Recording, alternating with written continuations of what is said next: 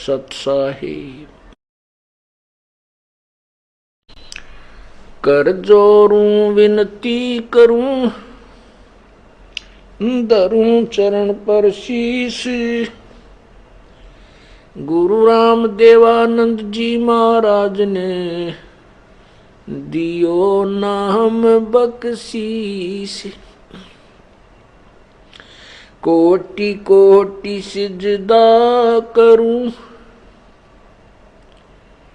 कोटि कोटि प्रणाम। चरण कमल में राखियो मैं, बंदी जाम गुलाम। कुत्ता तेरे दरबार का, मोतिया मेरा नाम। गले प्रेम की जेवड़ी, जहाँ खेचो वहाँ जाऊं मैं। तो करो तो बावड़ू, दूर दूर करो तो जाऊं। जो राखो तो ही रहूं, जो देव सखूं।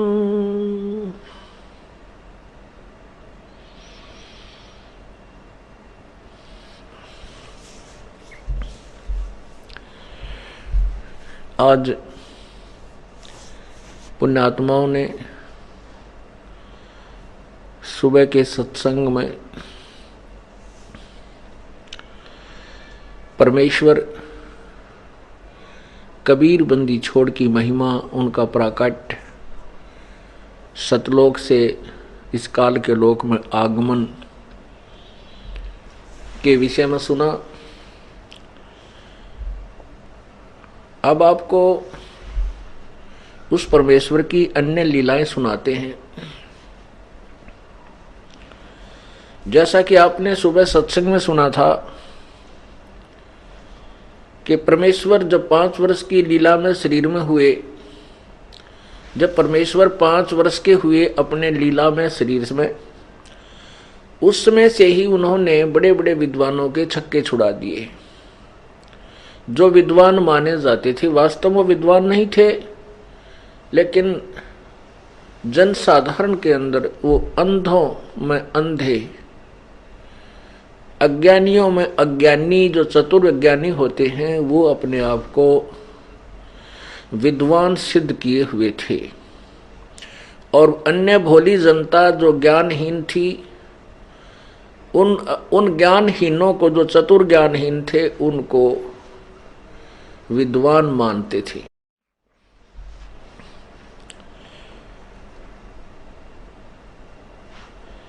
परमात्मा ने श्री रामानंद, स्वामी रामानंद जी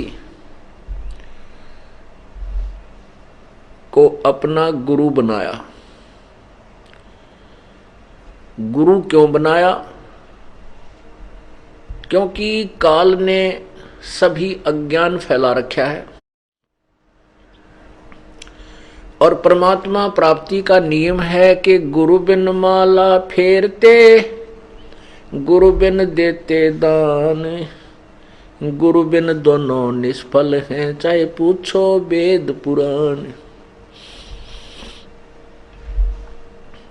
गुरु जी के बिना कोई भी धार्मिक अनुष्ठान, भक्ति, साधना सफल नहीं होती। फिर परमात्मा ने ये भी साथ में बताया कि तुम राम और कृष्ण जी को बहुत ही सुप्रीम पावर मानते हो। कहते हैं राम कृष्ण से कौन बड़ो, उन्हों भी गुरु कीन, और 3 लोग के वे धनी, भाई गुरु आगे आधी।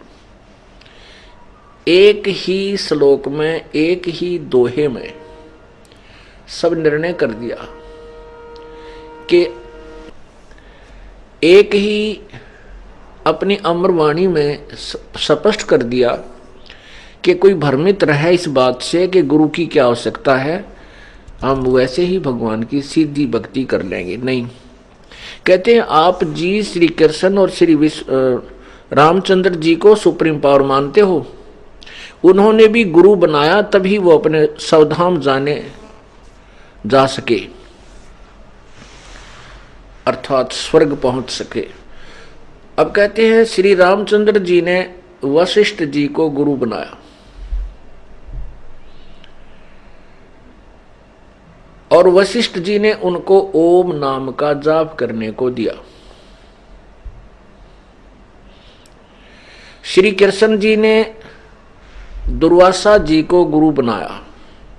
श्री कृष्ण जी के जो संदीपनी नाम के जो ऋषि थे वो गुरु थे, वो अध्यात्म, वो अक्षर ज्ञान के गुरु थे। वो तीर शस्त्र आदि चलाने वाले, सिखाने वाले गुरु थे। दुर्वासा जी उनके आध्यात्मिक गुरु थे।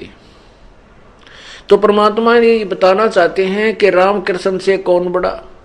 और जब उनने भी गुरु कीन और 3 लोग के वो धनी, वो मालिक, गुरु जी के आगे अधीन, यानी गुरु एक ऐसा पद है, उसके सामने हमने एक बालक की तरह ही रहना होगा। चाहे हम प्रधानमंत्री हैं, चाहे राष्ट्रपति हैं, चाहे हम पूरी पृथ्वी के पति हैं। अध्यापक जो अपने गुरुदेव होते हैं, आध्यात्मिक गुरु, उनके सामने हमने नतमस्तक ही रहना होता है। कहते हैं श्री राम और श्री कृष्ण भी गुरु जी के सामने गुरु मर्यादा में ही रहते थे। इसलिए परमात्मा ने ये मर्यादा एक अटल बनाने के लिए कि गुरु बनाना अति आवश्यक है और गुरु जी के बिना पार नहीं हो सकते। वैसे परमात्मा कबीर जी ने कोई गुरु की आवश्यकता नहीं थी, क्योंकि वो परमात्मा है, वो पूर्ण ब्रह्म है। फिर भी उन्होंने काल के इस दाव को, इस पेंच को काटने के लिए कि आने वाले समय में काल के दूत प्रचारक ये कहा करेंगे कि श्री भगवान कबीर जी ने कौन सा गुरु बनाया था, अब ये नहीं कह सकते। इसलिए परमेश्वर ने श्री रामानंद जी को गुरु धारण किया, एक औपचारिकता, और फिर उनको गुरु बना करके स्वयं शिष्य बन करके उनको ज्ञान दिया।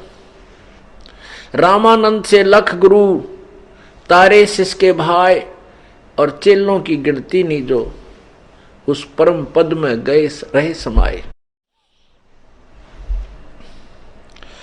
परमेश्वर कबीर जी ने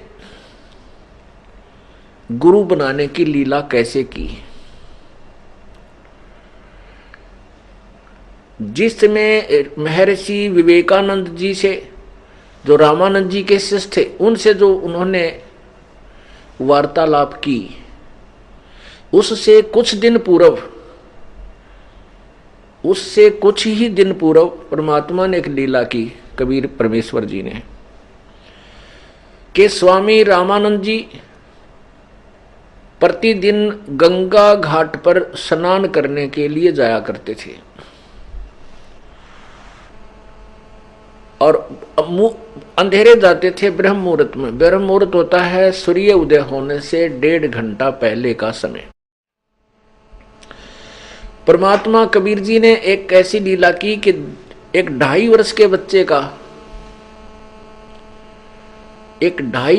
बच्चे का रूप धारण किया और उस गंगा के घाट की पौड़ियों पर जाकर के लेट गए। स्वामी रामानंद जी की उस समय आयु 104 वर्ष थी, जिसमें परमेश्वर कबीर जी अपना लीलामय शरीर की आयु में 5 वर्ष के थे। अर्थात उस समय परमात्मा के लीलामय शरीर और रामानंद जी के शरीर के 99 वर्ष का अंतर था। रामानंद जी 99 वर्ष बड़े थे शरीर के हिसाब से, उस समय लीला करते समय परमात्मा से। स्वामी रामानंद जी अंधेरे में पैड़ियों पर नीचे उतर रहे थे, गंगा में स्नान करने के लिए जल सतर तक जा रहे थे। रास्ते में परमात्मा कबीर जी के सिर में रामानंद जी की खड़ाऊ लगी, काठ की खड़ाऊ पहनते थे पैर में, लकड़ी की, जो अंगूठे अंगूठे में उलझी रहती थी, शेष वो खाली होती है। ज्यों ही परमात्मा के सिर में खड़ाऊं लगी तो बच्चे की तरह चिल्लाने लगे। रामानंद जी महात्मा थे, एकदम नीचे को झुके। उन दया आई कि किसी बालक के चोट लग गई। एकदम नीचे को झुके और बच्चे को उठाया, सिर पे हाथ रखा, बेटा रो मत, राम राम बोल, राम के नाम से दुख दूर हो जाते हैं।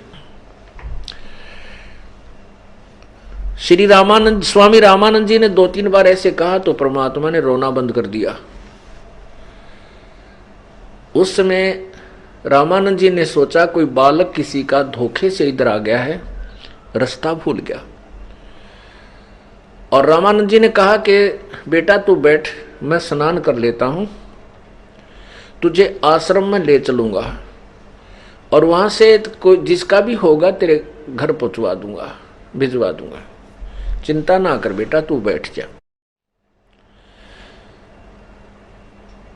ऐसा कहकर के स्वामी जी नीचे नहाने के लिए और नीचे की ओर चले गए और परमात्मा वहां से अंतर्ध्यान हुए और अपनी झोंपड़ी में आकर के विश्राम किया। उसके 2-4 दिन 10 दिन के बाद परमात्मा ने, जैसे दास ने आपको सुबह सत्संग सुनाया, एक ऋषि विवेकानंद जी के साथ वाद विवाद किया, वार्तालाप किया और उसके छक्के छुड़ा दिए। अब उस विवेकानंद जी को परमात्मा के प्रश्नों का उत्तर तो रहा नहीं, उसके पास था नहीं, निरुत्तर हो गया। अब उसने क्या किया, परमात्मा से पूछा कि क्या तूने गुरु बना रखा है? परमेश्वर ने कहा कि हाँ मैंने गुरु बना रखा है। कबीर परमेश्वर जी ने कहा। विवेकानंद ऋषि ने कहा कि तेरे गुरु जी का क्या नाम है? परमात्मा ने कहा जो आप जी का गुरुदेव है वही मेरा भी पूज्य गुरुदेव है। उस समय केवल ब्राह्मण वर्ग ही गुरु दीक्षा लेता था। ब्राह्मण वर्ग ही संस्कृत भाषा को पढ़ सकता था, अन्य दूसरा कोई गुरु धारण नहीं कर सकता था। अब ब्राह्मण लोग अन्य को शिष्य नहीं बनाते थे, भाव ये है कहने का। उधर से परमात्मा कह रहे हैं कि मेरे गुरुदेव भी स्वामी रामानंद जी ब्राह्मण हैं।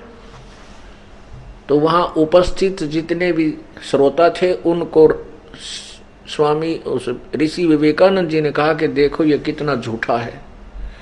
मेरे गुरुदेव स्वामी रामानंद जी ब्राह्मण पंडित, वे तो शूद्र जाति वालों के से अपने कपड़े भी नहीं छूने देते, उनके दर्शन भी नहीं करते। अरे देख लो लोगों, देखो श्रद्धालुओं, ये कितना कपटी है, कितना झूठा है।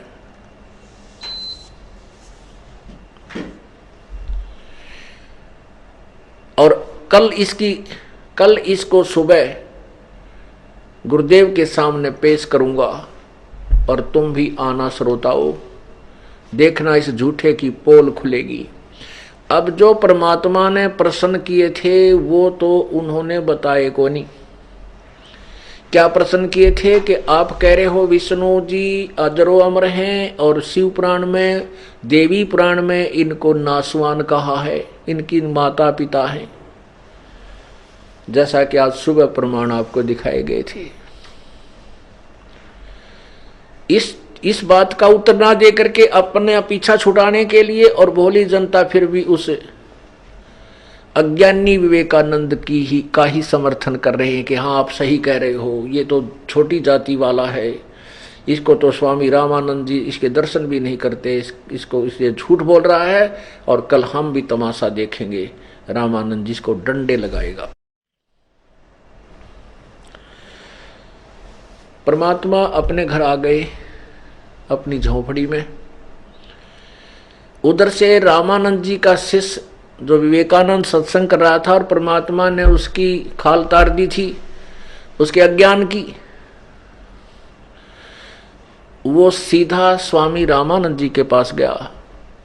स्वामी रामानंद जी से कहा कि हे गुरुदेव, हमारा तो बाहर निकलना दूभर हो गया, हमारी तो नाक कट गई, दुनिया थूक रही है हमारे को, हे भगवान ऐसा जुल्म हो गया।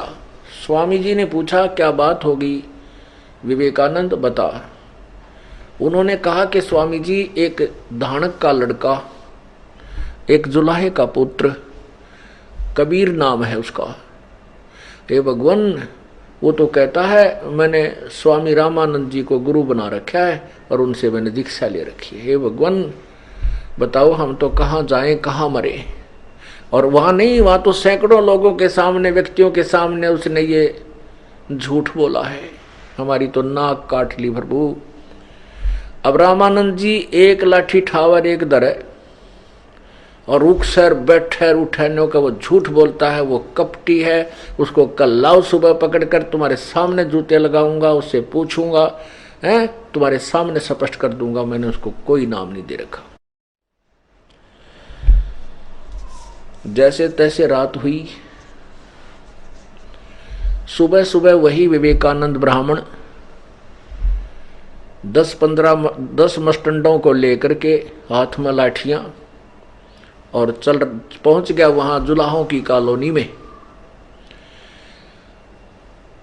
वहां उन्होंने पूछना शुरू किया कि यहाँ नीरू जुलाहे का घर कौन सा है, कौन सी झोंपड़ी है उसकी। उधर से एक औरत आ रही थी, जब वो किसी के घरों में पूछ रहे थे, उसने आकर के नीमा से कहा कि नीमा, ये कुछ ब्राह्मण आ रहे हैं और बहुत सी आवेश के अंदर हैं, वो तुम्हारा घर पूछ रहे हैं, कोई खैर तो है क्या, कुछ हो गया तुम्हारा, कोई कहा सुनी होगी क्या। अब निम्मा जानगी कि यो कबीर जो है यो डिकड़े तोड़ है, ये नहीं टिकता, इसने जरूर किसी ने किसी ब्राह्मण को छेड़छाड़ करके आया है, रोज उलाने आओ थे उसके। क्योंकि परमात्मा जहां भी जाते थे वो उन अज्ञानियों की जो है बोलती बंद कर देते थे। फिर वो उलाना लेकर आते थे कि अपने बच्चे ने मना कर लो ना, इसकी खैर नहीं है, ये बहुत ज्यादा बोलता है, सत्संग में जाकर हमारे गुरुओं के साथ वाद विवाद करता है। तो वो नीमा समझा करती, बेटा तू मत छेड़ा कर इन्हें, ये इंसान नहीं, कसाई भी बुरे हैं, बेटा तेरे साथ 19-21 कर देंगे, मैं कहाँ जाऊंगी। रोया करती थी। कबीर जी कहते थे माँ मैं इनको कुछ नहीं कहता, मैं तो केवल परमात्मा के विषय में चर्चा करता हूँ और मैं कुछ नहीं कहता, मैं गाली देता नहीं, बुरा बोलता नहीं, लेकिन मैं सत्य कहता हूँ। साच कहूँ जग मार ही, झूठ कही ना जाई हो, और साच ना पूरा पावते ये झूठे जगपति आई हो। तो माँ क्या करती, तेने ठेका ले रखा है कि सच्ची कहने का, तो मत बोलिया करे। अब के जाने वा बड़ी आत्मा परमात्मा के उद्देश्य लेकर आए थे। अब उस नीमा के या बात समझ मांगी का आज फेर यू, कल जरूर किसी न किसी को छेड़ कर आया है। कबीर साहब अपना सूते पड़े हैं, सो रहे थे। नीमा ने उठाया कि बेटा तने किसको के क्या कह दिया, कल तू टिक जा, जीने दे हमारे को, और मत ना तू हमें मार, तू मरेगा और साथ में मरूंगी। परमात्मा कहते माँ मैंने कुछ नहीं कहा किसी को, मतलब वो माई ने क्या करा, उसको पकड़ा कि तू खड़ा हो जल्दी, झोंपड़ी के पीछे ले जा करके वहां लेटा दिया जमीन पे, और ऊपर गुद्दड़ का बा डाल दिया, बेटा बोलिए मत, तू ना बोलना, वो ब्राह्मण आ रहे हैं और हमारा घर पूछ रहे हैं। हो सकता है उस माई का ये मन में शंका थी, कहीं ये छेड़छाड़ जरूर कराया होगा, नहीं तो कोई और बात होगी तो बच्चे को फिर उठा लूंगी। इतने में माई ने तो वो पीछे लकोए थे, परमात्मा को छुपाया था, इतने में वो आ लिया टोल द्वार के सामने और कह रहा हो नीरू बाहर निकालते रहे उस कमबख्त बेटे को, आज पता चलेगा। अब नीमा बाहर आई, बाहर दरवाजे पे आकर के कहने लगी, क्या बात होगी, क्या कर दिया मेरे बेटे ने, अब इसका पता वहां चलेगा गुरुजी के सामने, आज इसकी खाल उतारेंगे। कहाँ वो तेरा बेटा, निकाल उसको बाहर। माई कहने लगी कि वो बेटा यहाँ नहीं है, अब तो बाहर गया है। अंदर घुस गए झोपड़ी में, उठा उठा कर वह कपड़ों को, चारपाई को उथल पुथल करके नीचे ऊपर देख रहे हैं। तो परमात्मा को पता था कि ये वैसे नहीं जाएंगे और मेरा भी काम अधूरा रह जाएगा आज मैं छुपा रहा। तो परमात्मा बाहर गुदड़गा बेतबार निकल कर खड़े हो गए और कहने लगे, ब्राह्मण विवेकानंद, मैं झोपड़ी के पीछे खड़ा हूं। अब वो अम्मा रो रही है कि निकम्मे मत बोला तू, और वो न सुन ली। वो तो एकदम दौड़ के बाहर गए और पकड़ ली बाँ। 2-3 मस्टंडा न परमात्मा की एक एक बाजू पकड़ कर चल पड़े। अब नीमा उन ब्राह्मणों के, उन जो उसके साथ आए हुए थे, वह मलंग उनके चिपट के लपट के अपने बेटे के चिपट गई और कहती, छोड़ दो मेरे बेटे को, आज के बाद कुछ नहीं कहने दूंगी, मैं इसको बांध दूंगी। पर उन्होंने ऐसी मारी पटक के, 2-4 मारे थप्पड़ माई के, और वो सिर पाट गया, पड़ के सिर लगा उसका, बेहोश होगी। अब नीरू को पता लगा, वो भाग कर आया, वो अपने बेटे के चिपट गया, लिपट गया। तो उसको भी उन मस्टंडा ने बहुत बुरी तरह इतना पीट दिया कि वो बेहोश होकर गिर दिया, डाल दिया गली में और परमात्मा को ले गए। कुछ घंटों के बाद, कुछ देर के बाद गांव कॉलोनी वाले लोग इकट्ठे हुए। उन्होंने उठा करके उनको उनकी झोपड़ी में लेटाया और आपस में चर्चा करने लगे कि ये तेरा तुम्हारा कबीर है, यू क्यों छेड़ाछाड़ी करता है, इसको मना करो, इसको रोको, ऐसा ही हो है ये लोग जो है इसको मार डालेंगे, कभी ऐसा हो जाएगा। अब वो माता पिता बहुत बुरी तरह रो रहे हैं। उधर से परमात्मा को ले जा करके उस विवेकानंद ब्राह्मण ने स्वामी रामानंद जी की झोपड़ी के सामने खड़ा कर दिया। और रामानंद जी ब्राह्मण था, वो ये सिद्ध करने के लिए कि मैं तो इन शूद्रों की शक्ल भी नहीं देखता, इनका दर्शन भी नहीं करता, उपदेश तो बहुत दूर की बात है, इसलिए अपनी झोपड़ी के सामने पर्दा लगा रखा था, लगा दिया। और आगे एक सेवक खड़ा था कि कोई अंदर ना जाए। रामानंद जी पर्दे के भीतर, परमात्मा कबीर जी 5 वर्ष की आयु में उनकी झोपड़ी के सामने गेट के आगे पर्दे से बाहर खड़े हैं। विवेकानंद ब्राह्मण ने कहा कि स्वामी जी, ये आ गया है वो कबीर जुलाहा, ये जुलाहे का बालक आ गया है स्वामी जी। रामानंद ने कहा, प्रश्नोत्तरी होती है रामानंद और परमेश्वर की।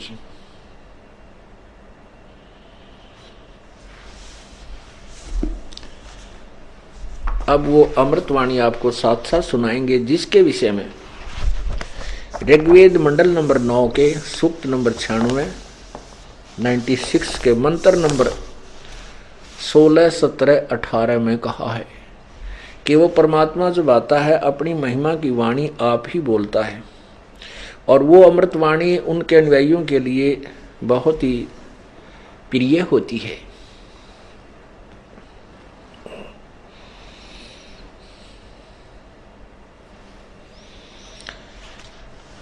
पांच वर्ष के जद भय सीमंज कबीर, दास गरीब अजब कला ये ज्ञान ध्यान गुण थी। 5 वर्ष के जब परमात्मा हुए तो उनका एक विशेष अजब कला, अजब ज्ञान था उनका, बहुत ही गुण थीर यानी बहुत सथाई ज्ञान था, मालिक का तत्व ज्ञान।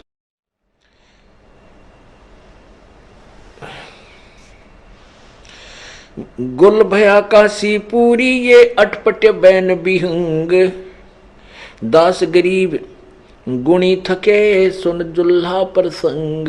परमात्मा की बातों को, ज्ञान को सुनकर बड़े बड़े विद्वान भी हार मान गए। रामानंद अधिकार सुन जुल्हा अक जगदीश, दास गरीब विलंब नाही ताही नवावत शीश। रामानंद को गुरु कहे वो तन से नहीं मिलाते, दास गरीब दर्शन भये पैड़े लगी जो लात। पंथ चलत ठोकर लगी राम नाम कै दीन, दास गरीब कसर नहीं सीख लई परवीन। आडा पड़दा ला के रामानंद बूजंत, दास गरीब कुरंग खली छवि अदर डाक कूदंत। आडा पर्दा लाकर रामानंद जी पूछने लगा, बूझते हैं, पूछते हैं। और अपने उस कुटिया के अंदर कहते हैं जैसे मर्ग कूदा कर खड़ा है और ऐसा पैर पटक रहा है, क्रोधित हो रहा है। और क्या क्या प्रश्न उत्तर होते हैं परमात्मा और उस जीवात्मा के। रामानंद जी कहते हैं, कौन जात कुल पंथ है, कौन तुम्हारा नाम, दास गरीब आधीन गति फिर बोलत है बलि जाऊं मैं। रामानंद जी पूछता है कि तेरा कौन तो जाति का है तू, और कौन से पथ से, कौन से पंथ से संबंधित है। कहते हैं परमात्मा अधीन होकर के बोलते हैं, जैसे गुरु के सामने व्यवहार करते हैं। परमात्मा कहते जात हमारी जगत गुरु और परमेश्वर है पंथ, दास गरीब लिखत पड़े मेरा नाम निरंजन कंत। निरंजन का अर्थ होता है माया रहित प्रभु। कंत, कंत माने परमात्मा, मालिक, पति। क्या बताते हैं कि मेरा, अगर मेरी जात पूछते हो तो मैं जगत गुरु हूं, सारी सृष्टि को ज्ञान देने वाला मैं हूं। और मेरा पंथ पूछते हो तो मेरा परमेश्वर पंथ है, परमेश्वर, ईश्वर, परमेश्वर, ब्रह्म, परब्रह्म और पूर्ण ब्रह्म, क्षर ब्रह्म, अक्षर ब्रह्म, परम अक्षर ब्रह्म। ये ऐसे तीन भगवानों के विषय में जानकारी है। तो परमेश्वर ईश कहते हैं मालिक को, और ईश्वर उन मालिकों में यानी भगवानों में भी श्रेष्ठ, और परमेश्वर वो ईश्वर से भी श्रेष्ठ परमेश्वर। तो ऐसे कहते मेरा वो परमेश्वर पंथ है।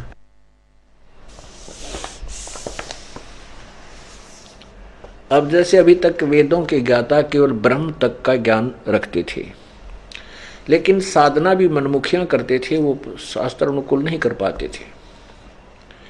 ब्रह्म 21 ब्रह्मांड का प्रभु है, परब्रह्म 7 संख्य ब्रह्मांड का मालिक है, और पूर्ण ब्रह्म यानी परम अक्षर ब्रह्म वो असंख्य ब्रह्मांडों का मालिक है, वो कबीर परमेश्वर है, उसको परमेश्वर कहते हैं। तो परमात्मा बता रहे हैं जात हमारी जगत गुरु परमेश्वर है पंथ। मैं उस परमेश्वर का यानी अपनी महिमा आप ही बता रहे हैं। मैं उस परमेश्वर का पंथ यानी मार्ग दर्शन करने आया हूं, उस परमात्मा के पाने की विधि, उसका मार्ग बताता हूं, वो हमारा पंथ है। और मेरा नाम पूछता है, मेरा नाम वही है जो पूर्ण परमात्मा का वास्तविक नाम है। मेरा नाम कबीर है। अब रामानंद कहते हैं, अरे बालक सुन दुर्बुद्धि घटमट तन आकार, दास गरीब दर्द लगा जब हो बोले सिरजनहार। रामानंद जी को दुख हुआ जब परमात्मा ने अपने आप को मालिक कहा, सारी सृष्टि का रचनहार कहा।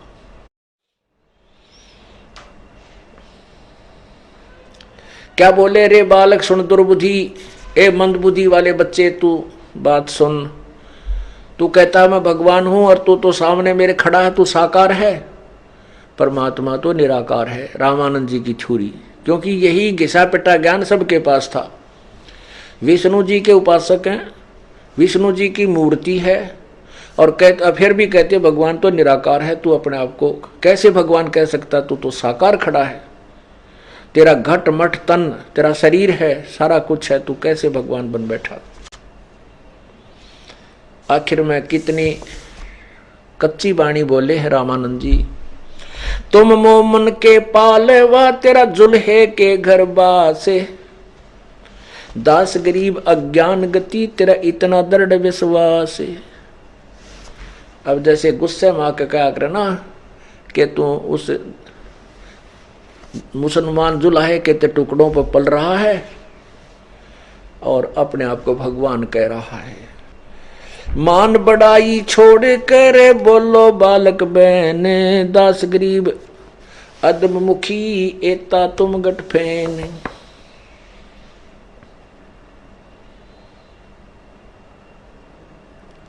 तर्क तलु से बोलते रामानंद सुरज्ञानी, दास गरीब कुजात है ये आखिर नीच निदान।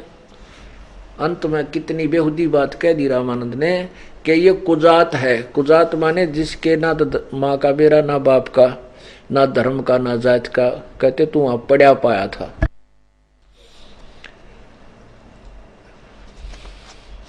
तर्क तलु से बोलते रामानंद सुरज्ञानी, दास गरीब कुजात है ये आखिर नीच निदान। कि ये ऐसी ऊंची ऊंची बात कह रहा है, ये कुजात है, शर्म नहीं, लाज नहीं, अपने आप को भगवान कह रहा है। ओहो,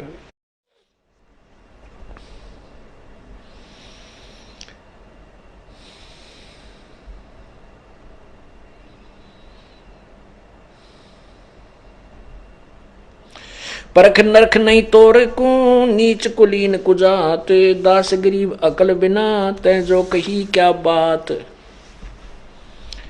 रे बालक नीची कला तुम हो बोले ऊंच, दास गरीब पलक घड़ी ही खबर नहीं दम कूच। अब इतनी कुछ भली बुरी कहने के बाद भी परमात्मा बड़े प्रसन्न हुए। जैसे गुरुजी से धिक्कारो, गुस्सा करो, से धमकाओ, लेकिन शिष्य कैसे रहते हैं। कुत्ता तेरे दरबार का, मोतिया मेरा नाम, गले प्रेम की रस्सी झांखे चो वहां जाऊं मैं। और कुत्ते ने कहा तो भाग जावे, और चल प्रेम मर, चल दूर, तो दूर चला जा। कहते हैं तो करो तो बावड़ हूं, वापस आ जाऊं, और दूर दूर करो तो जाऊं, जो राखो तो ही रहूं, जो देव सो खाऊं। इतने अधीन होकर के परमात्मा वहां भूमिका कर रहे हैं, रोल कर रहे हैं एक शिष्य का, एक सुयोग्य शिष्य का, क्योंकि वो परमात्मा ने आकर के एक रिहर्सल की है। हम अज्ञानियों को, हम आने वाली जनरेशन को ये दिखाने के लिए कि कैसे तो गुरु के आगे रहना चाहिए, कैसा त्याग होना चाहिए, कितनी विनम्रता होनी चाहिए, एक समृद्ध शक्ति होकर भी अधीन रहे। सारी सृष्टि के रचनहार एक सेकंड में चाहते जो कुछ कर देते, लेकिन किसी की तरफ हाथ नहीं किया। चाहे किसी ने डरे मारे, बूंदे बोला, पत्थर मारे, कितनी बुरी करी। तो ये एक सुयोग्य शिष्य यानी दास की भूमिका भी स्वयं ही करते हैं, और तत्वदर्शी संत की भूमिका भी स्वयं ही करते हैं। और पूर्ण परमात्मा तो वो है ही है। तो क्या कहते हैं, मैं के बदन खुला से करे सुन स्वामी परवीन, दास गरीब मनी मरे मैं आजिज आधीन। क्या बताते हैं कि मैं अवगत गत से परे, चार वेद से दूरी, दास गरीब अधर बसूं अवगत सत कबीर। मैं अवगत गत से परे, चार वेद से दूर, दास गरीब दसों दिशा में सकल छंद भरपूर।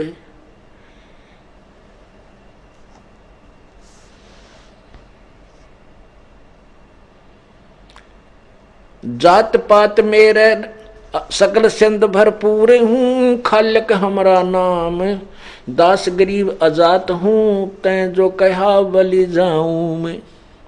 कि आपने मुझे कुजात कहा, नीच कहा, उसके लिए मैं बलिहारी हूँ आपका, लेकिन मेरा कोई जात नहीं है, आजात हूँ, और मैं वही हूँ जो मैं आपको कह चुका हूँ। क्या बताते हैं?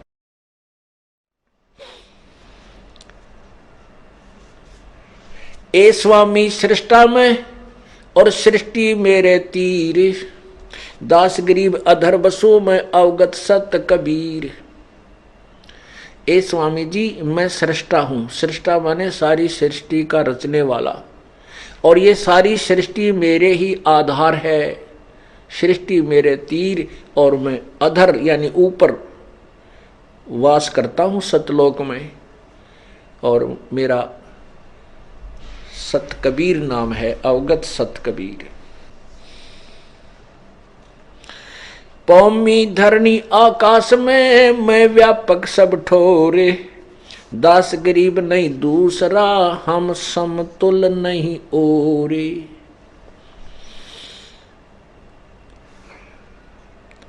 कहते हैं सब ब्रह्मांडों के अंदर मेरी ही सत्ता है,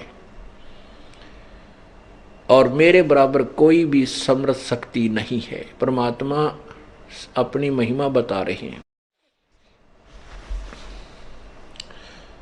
ममता माया हमर, मैं सतगुरु मैं दास हूँ, मैं हंसा मैं बंस, दास गरीब दयाल मैं, और मैं ही करूं पाप विध्वंस। ममता माया हम रची ये काल चाल सब जीवे, दास गरीब प्राण पद हम दासा तन पीवे।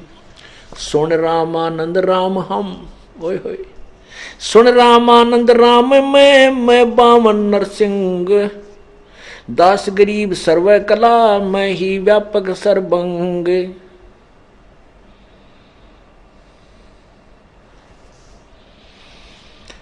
हम मौला सब मूलक में, मौला माने परमात्मा, हम मौला सब मूलक में, मुल्क हमारे माही, दास गरीब दयाल हम सम दूसर कछु नाही। हमसे ही पानी पवन है, हमसे धीधर नाकाश, दास गरीब तत्व पांच में हम ही शब्द निवास। सुन स्वामी सतभाख हूँ झूठ न हमरे रंच, दास गरीब मेरे रूप बिना ये और सकल परपंच।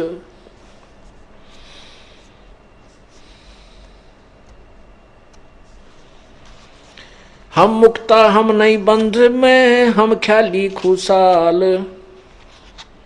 दास गरीब सब सृष्टि में टोहत हैं हंसलाल। टोहत हूँ हंसलाल, मैं रोवत हूँ सृष्टि को, ये सृष्टि रोवे मोहे, गरीबदास इस विजोग को समझ न सकता कोई।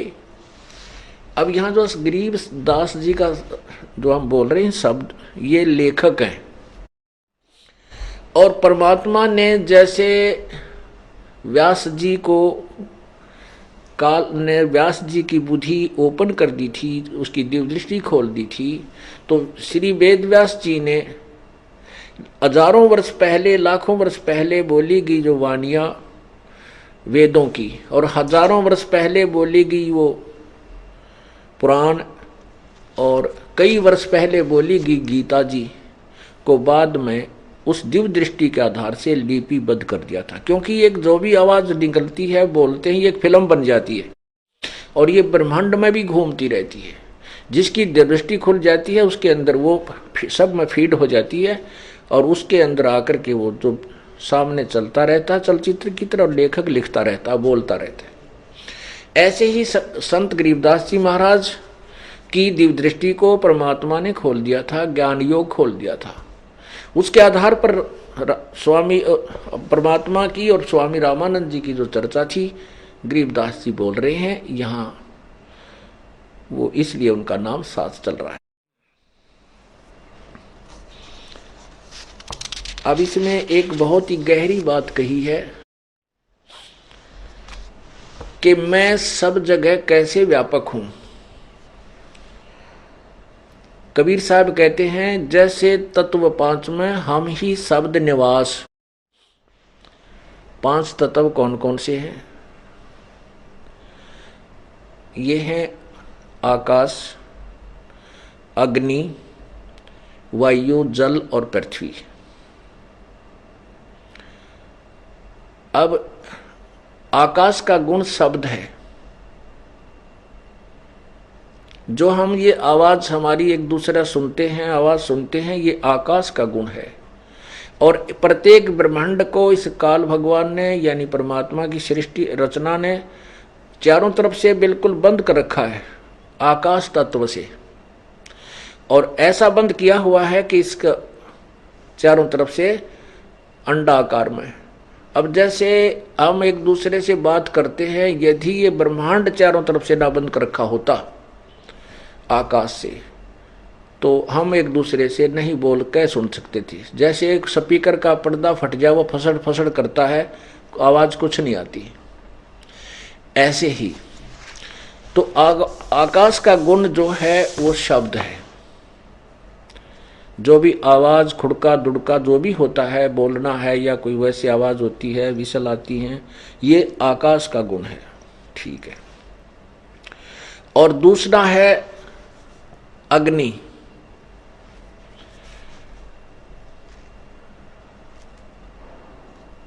अब प्रथम है आकाश और दूसरा है पवन। अब जैसे वायु का गुण है स्पर्श, ठंडा और गर्म जो लगता है, ये वायु का गुण है। अब जैसे वायु चलती है और सर सर की आवाज आती है, इसमें दो गुण हैं। अपना गुण तो है स्पर्श, और जो उसमें सर सर की आवाज आती है, सें की आवाज आती है, ये आकाश का गुण 7 है। अब तीसरा गुण है, तीसरा तत्व है अग्नि। अग्नि का अपना गुण तो है रूप, क्योंकि प्रकाश के बिना रूप नहीं दिखाई दे सकता, नहीं, अग्नि का रूप है। अग्नि जलती है तो उसका आकार बनता है और उससे हमें दिखाई देता। तो अग्नि का अपना गुण तो रूप है, और उसमें बकड़ बकड़ की आवाज आती है और वो गर्म ठंडी लगता है। तो उसमें दो गुण और हैं। जो बकड़ बकड़ की आवाज आती है वो तो आकाश का गुण है, शब्द, और जो गर्म लगती है ये वायु का गुण है। अब इसमें शब्द कंस्टेंट चल रहा है, ये ध्यान देने की बात है। जो इस एक दोहे को समझाने के लिए परमात्मा की वाणी को अब कितना प्रमाण देना पड़ेगा।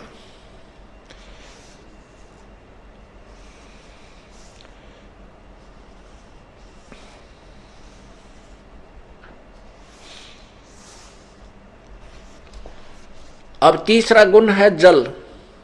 हाँ, तीसरा तत्व है जल, चौथा तत्व है जल।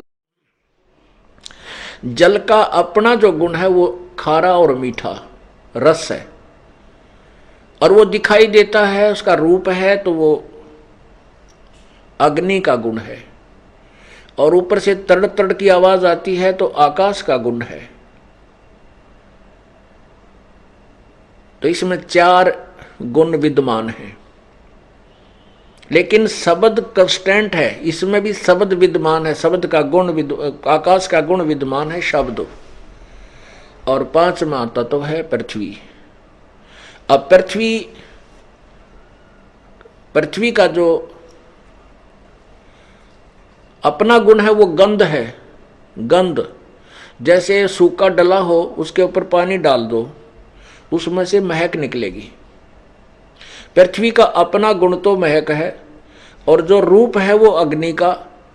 और उसको चाक कर देखें, जीभ का लगाओ, खारा मीठा लगेगा तो वो जल का। और ऊपर से गिरेगा धड़ाम तो वो आवाज आएगी तो आकाश का गुण शब्द।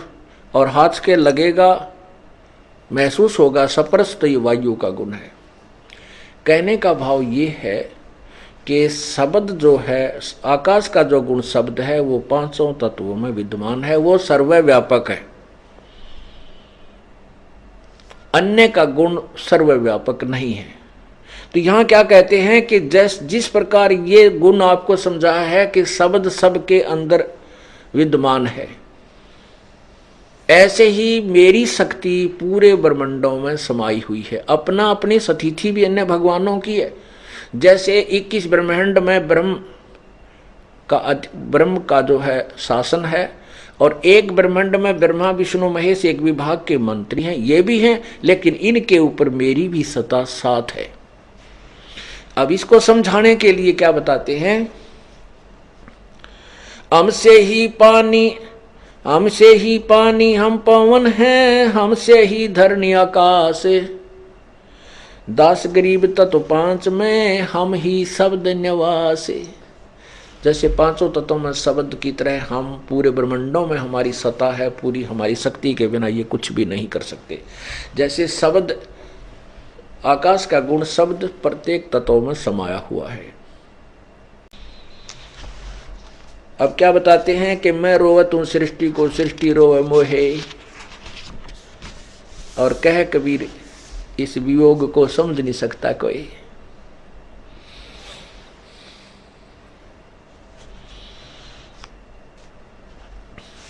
चारों युगन में हम फिरे, मैं आऊं मैं जाऊं, गरीबदास सतगुरु भेद से लखो हमारा ठाम। ठाम मन स्थान, सतगुरु भेद से।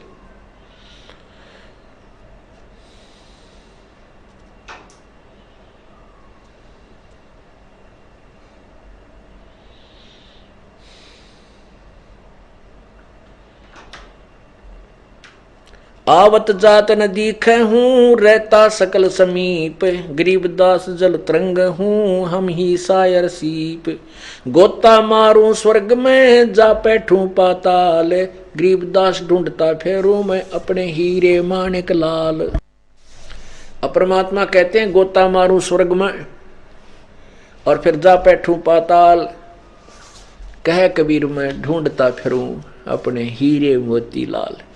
कि मैं अपनी पुण्यात्माओं को, अपनी हंस आत्माओं को जो कभी मेरे साथ रही हैं किसी जन्म में, किसी युग में, अब उनको मैं ढूंढता फिर रहा हूँ। जैसे समुद्र में गोते मार के और लाल हीरे मोती ढूंढ कर लाते हैं मुरजीवा या गोताखोर, ऐसे मैं ढूंढने के लिए तुम्हें यहाँ आया हुआ हूँ।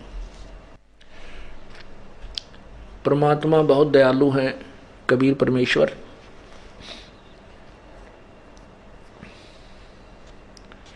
ये एक बार भी कोई पुण्यात्मा इनके चरणों में आ गई किसी युग में और वो गुरुद्रोही नहीं बनी, बेशक तो वो पार ना हो सकी, उसके लिए परमात्मा कोई न कोई प्रबंध करता ही रहता है और उसको किसी ना किसी युग में पार ही करेगा। अब जैसे ये रामानंद जी की आत्मा कौन थे, थोड़ा सा यहाँ हिंट देते हैं, क्योंकि ये तत्व ज्ञान अब बिल्कुल मैच्योर होता जा रहा है। इस तत्व ज्ञान को अभी तक हमने छुपाया इसलिए था, परमात्मा ने वैसे बहुत कुछ आपको बताया, अभी भी बहुत कुछ बताना शेष है। आपको हमने इतना बता दिया कि अन्य जो ज्ञान है वो सफेल हो चुके हैं, फिर भी अभी और बहुत कुछ शेष है, क्योंकि हमारे ज्ञान को सुनकर के कुछ नकली संत दुष्ट बनते रहेंगे, लेकिन उनके पास वो ज्ञान नहीं होगा जो यथार्थ तत्व ज्ञान होगा। उनके पास केवल प्राइमरी ज्ञान होगा और हमारे बच्चे जो हमारे सेवक से अनुयायी जो इस ज्ञान से परिपक्व हो जाएंगे, इन सदग्रंथों को देख करके उनको सबसे रिजेक्ट कर देंगे कि ये बिल्कुल कपटी और झूठा है, इसका ज्ञान इनकम्प्लीट है, ये नकल मार रखी है। तो ये रामानंद जी की आत्मा कौन थी? रामानंद जो है, स्वामी रामानंद जी, परमात्मा कबीर जी चारों युगों में आते हैं, ऐसे ही लीला करते हैं, एक बालक की शिशु रूप धारण करते हैं। जैसा कि आपने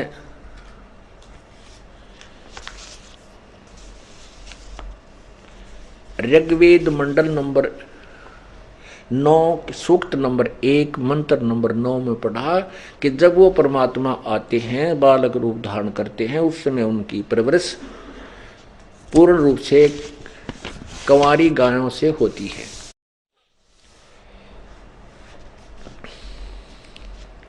स्वामी रामानंद जी वाली आत्मा त्रेता युग में वेद विज नाम के ब्राह्मण थे, ऋषि थे, और सूर्या नाम की उनकी पत्नी थी।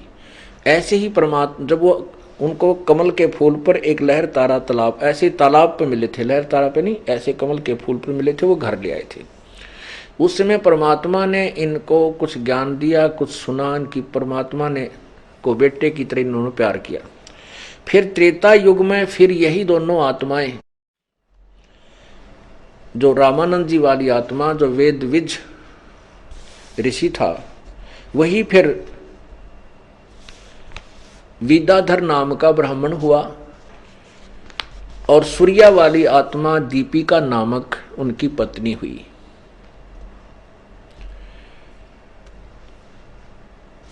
अब वही आत्मा उनसे पहले पुण्य करवाए, आप वहां बालक बनकर गए, उनकी बालक की तरह परमात्मा की सेवा की, प्यार, उनको प्यार दिया, वो पुण्य बनवाए। वही आत्मा जो विद्याधर अर्थात वेद विज वाली थी, वही रामानंद फिर बने। अब उस आत्मा को निकालने के लिए परमात्मा ने ये सारे खाड़े करने पड़े।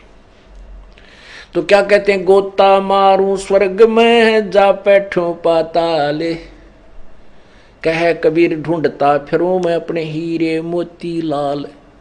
अब रामानंद के समझा इस कहानी ने, परमात्मा किस लिए वहां आया, किस लिए उनको गुरु बना रहे हैं, किस लिए उनके साथ इतना संघर्ष कर रहे हैं। जो जन मेरी शरण है ताका हूं मैं दास, गेल गेल लाग्या फेरूं जब तक धरती आकाश। पुण्यात्माओं, आप इतनी सर्दी में यहाँ आ रहे हो और पूरे समाज और घर का से संघर्ष करके आ रहे हो, ये कोई छोटी बात नहीं है। और ऐसी स्थिति में कि दास के बारे में इतना बेहुदा प्रचार कर दिया है मीडिया और अन्य जनसाधारण ने भ्रमित होकर के, और उसके उपरांत आपके हृदय में इतना प्रेम उमड़ रहा है। आप आज के नहीं हो, ना जाने कौन से जन्म से परमात्मा की शरण में रहे हो, और वो शक्ति सतगुरु की आपके साथ है, और वही आपको यहाँ खींच खींच के ला रहा है। और कुछ दिनों में आपकी भक्ति बढ़ जाएगी, ज्ञान बढ़ जाएगा, प्रभु की रजा आपके ऊपर बढ़ जाएगी, फिर संसार नहीं कुछ कर सकता। तो इसी प्रकार परमात्मा कहता, गोता मारूं स्वर्ग में जा बैठूं पाताल, कह कबीर मैं ढूंढता फिरूं अपने हीरे माणिक लाल। ये अपने मोतियों को ढूंढता फिरता हूं, हीरे लालों को ढूंढ रहा है।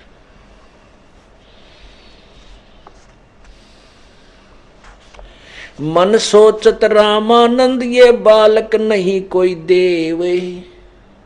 जब इतने कॉन्फिडेंस से बोल रहे हैं, रामानंद विवश हो गया सोचन पे, यो बालक को ना, ये कोई न कोई देव पुरुष है।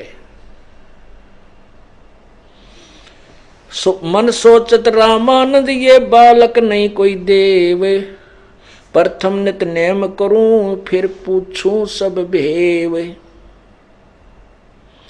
बोल क्या कहते हैं, रामानंद जी ने सोचा भाई ये तो बहुत ऊंची ऊंची बात करे है, और बहुत ही, क्योंकि पिछले संस्कार भी साथ थे, पुण्यात्मा थी रामानंद। बेशक वो ब्राह्मण जाति में होने से अभिमानी बन गया था जाति का, लेकिन अंदर जगह भगत वाली भी थी साथ में। तो उसने सोचा ये बात तो बहुत बढ़िया बढ़िया कह रहा है, और इसके साथ वैसे आवेश में आकर के कोई डिसीजन नहीं लेना चाहिए, क्योंकि उस समय सुबह सुबह ले गया विवेकानंद तो ठठा गया परमात्मा ने। उस समय तक रामानंद जी ने अपना नित्य कर्म भी नहीं किया था। स्वामी रामानंद जी ने सोचा मैं पहले अपना नित्य नियम कर लेता हूँ, प्रतिदिन का जो पूजा पाठ सी होती है वह कर लूँ, फिर बाद में डिस्कस करूँगा। इस कहने लगा, रे बालक तू अभी ठहर बाहर, मैं अपनी कुछ क्रिया मेरी रहती वो कर लेता हूँ, फिर तेरे से लंबी कहानी अच्छी बात करूँगा ठीक से। विवेकानंद इसको बाहर रख, मैं अभी अपनी क्रिया करता हूँ। अब रामानंद जी क्या करते थे? वैसे तो कहते थे कि मूर्ति पूजा नहीं करनी चाहिए, मूर्ति रखते थे लेकिन वो पूजा स्वयं नहीं करते थे, उनके शिष्य भले ही वो करते थे। वो क्या करते थे?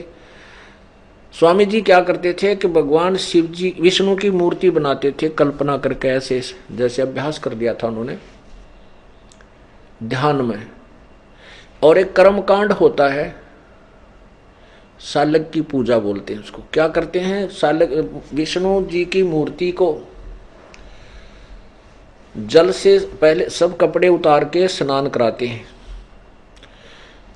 जल से स्नान करा के फिर उनको मोटे तौलिए से पूछ साफ करके पूछ के और फिर उसके धोती बांधते हैं और फिर तिलक लगाते हैं वैष्णो साधु वाली, और एक मनिये की कंठी गले में माला डालते हैं और ऊपर मुकुट रख देते हैं। तो मुकुट लास्ट में रखा जाता है और उस दिन मुकुट रखने के बाद मुकुट फिर उतारते नहीं नेक्स्ट डे तक। उस दिन क्या किया?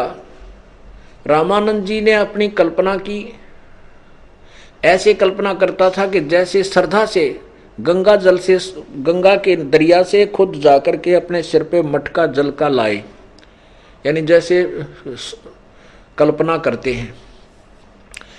और फिर भगवान विष्णु जी की जो काल्पनिक मूर्ति थी मन में जैसे सौपन देखा करें, कपड़े उतारे, भगवान को एक तसले में को अच्छे बड़े पतीले में रख करके उनको नवाया, स्नान कराया, फिर बाहर अपने उनको यथास्थान आसन पर खड़ा करके मूर्ति को काल्पनिक मूर्ति को फिर उनको धोती बांध दी और फिर ऊपर कपड़े पर आ दिए, तिलक लगा दिया, मुकुट रख दिया।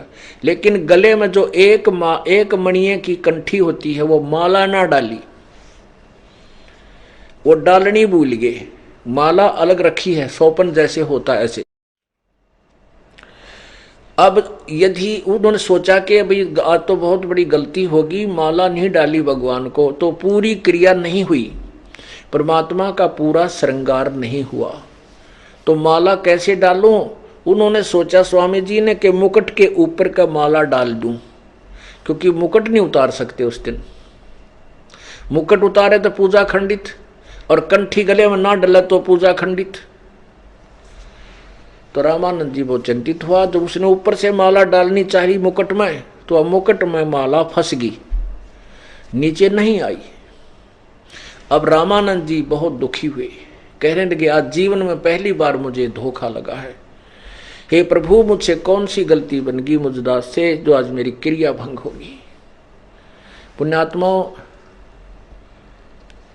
परमात्मा के चाहने वाली आत्माओं की ये दशा होती है कि एक दिन भी कोई क्रिया नागा हो जाए तो उसको नींद नहीं आवे,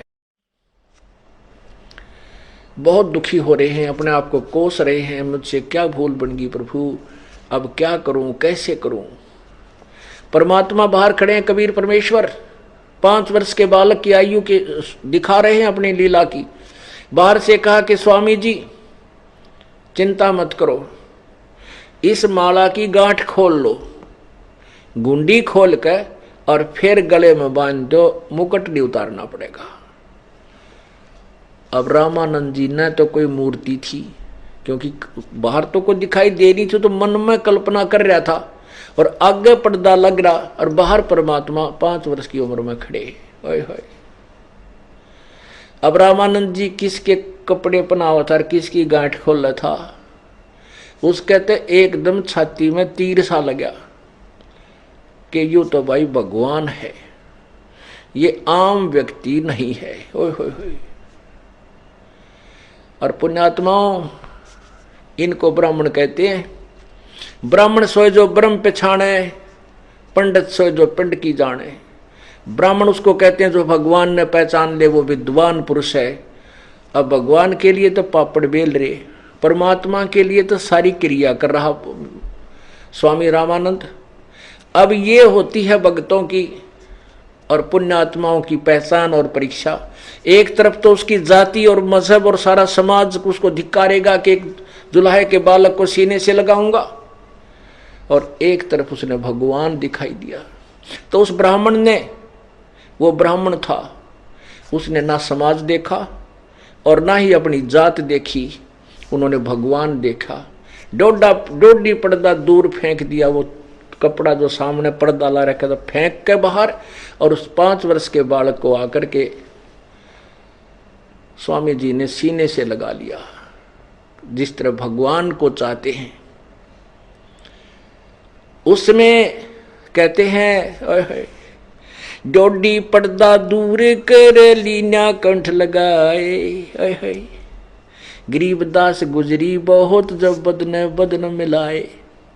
कहते हैं रामानंद जी को महसूस तो बड़ा हुआ कि दुनिया की एक होएगी, तो एक धानक के बालक ने और ब्राह्मण सीने से लगा रहा है, पर नहीं। ये कहते हैं वक्त पड़े चूका नहीं, और कोठे फूक के ज्ञान अपने नकली ज्ञान न फूक दे ठाक है, और समय सामने भगवान है, कहते फिर चूक है।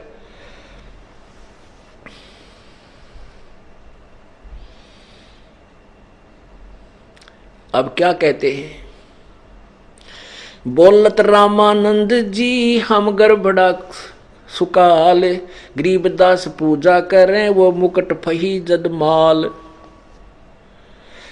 परमात्मा बोले सेवा करो संभाल कर सुन स्वामी सुर ज्ञान, गरीबदास सिर मुकुट धर माला अटकी जान। स्वामी घुंडी खोल कर फिर माला गल डारे, गरीबदास इस भजन को हूं जान सके करतार। अब रामानंद जी कहता है कि मेरी पूजा ने भगवान समझ सके है, आदमी नहीं जान सकता मैं क्या कर रहा हूं अपने मन मन में। तो क्या कहते हैं परमात्मा बोले स्वामी घुंडी खोल कर फिर माला गल डारे।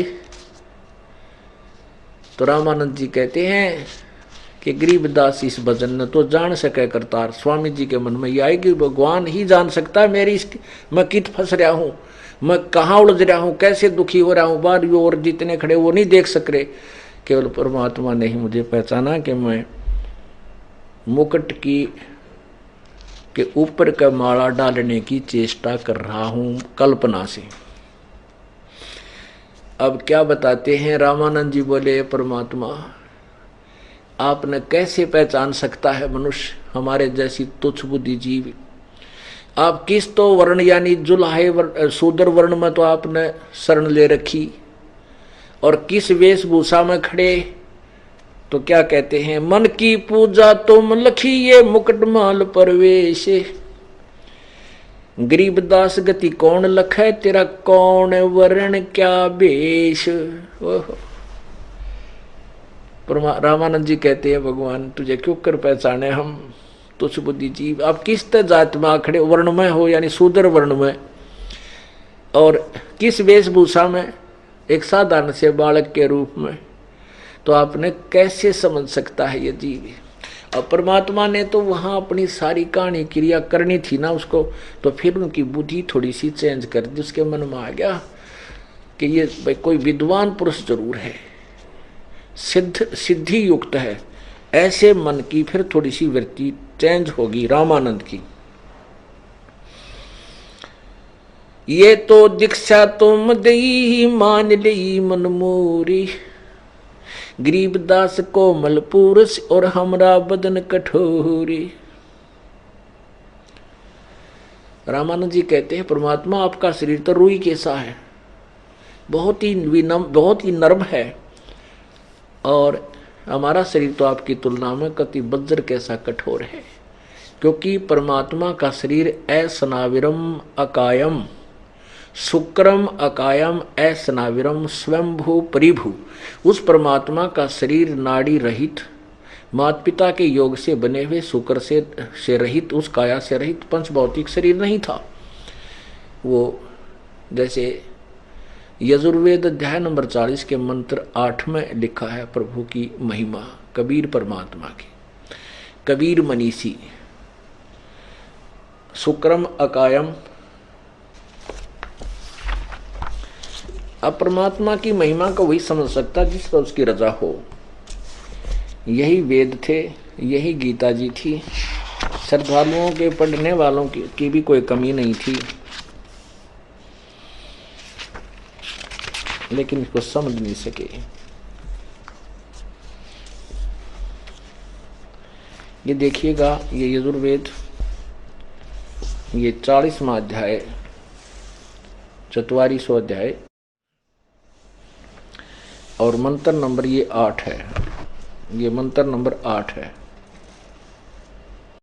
ये है मंत्र नंबर 8 है। इसमें क्या लिखा है कि स प्रियागात शुक्रम अकायम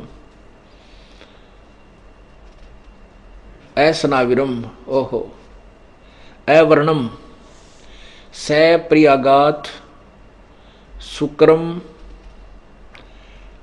अकायम अवर्णम असनाविरम शुद्धम अपाप अविदम, पाप विदम, अपाप विदम। और कबीर मनीषी परिभू स्वयंभू यथा तथ्य अर्थान व्यवदाता शाश्वती भय समाभय। इसका अर्थ है कि जैसे ये शुक्रम और अकायम यानी माता पिता से बनी हुई वो काया नहीं है। और आगे लिखा है असनाविरम, नाड़ी आदि के साथ संबंध बंधन से रहित, असनाविरम, शुद्धम।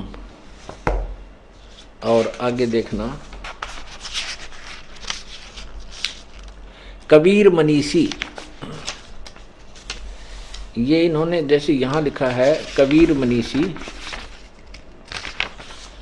ये कबीर मनीषी, कबीर, ये कबीर, इस मैं का ऊपर रह की मात्रा है, मनीषी। परिभू स्वयंभू यथा तथ्य अर्थान व्यवधाता शाश्वती भय समाभय।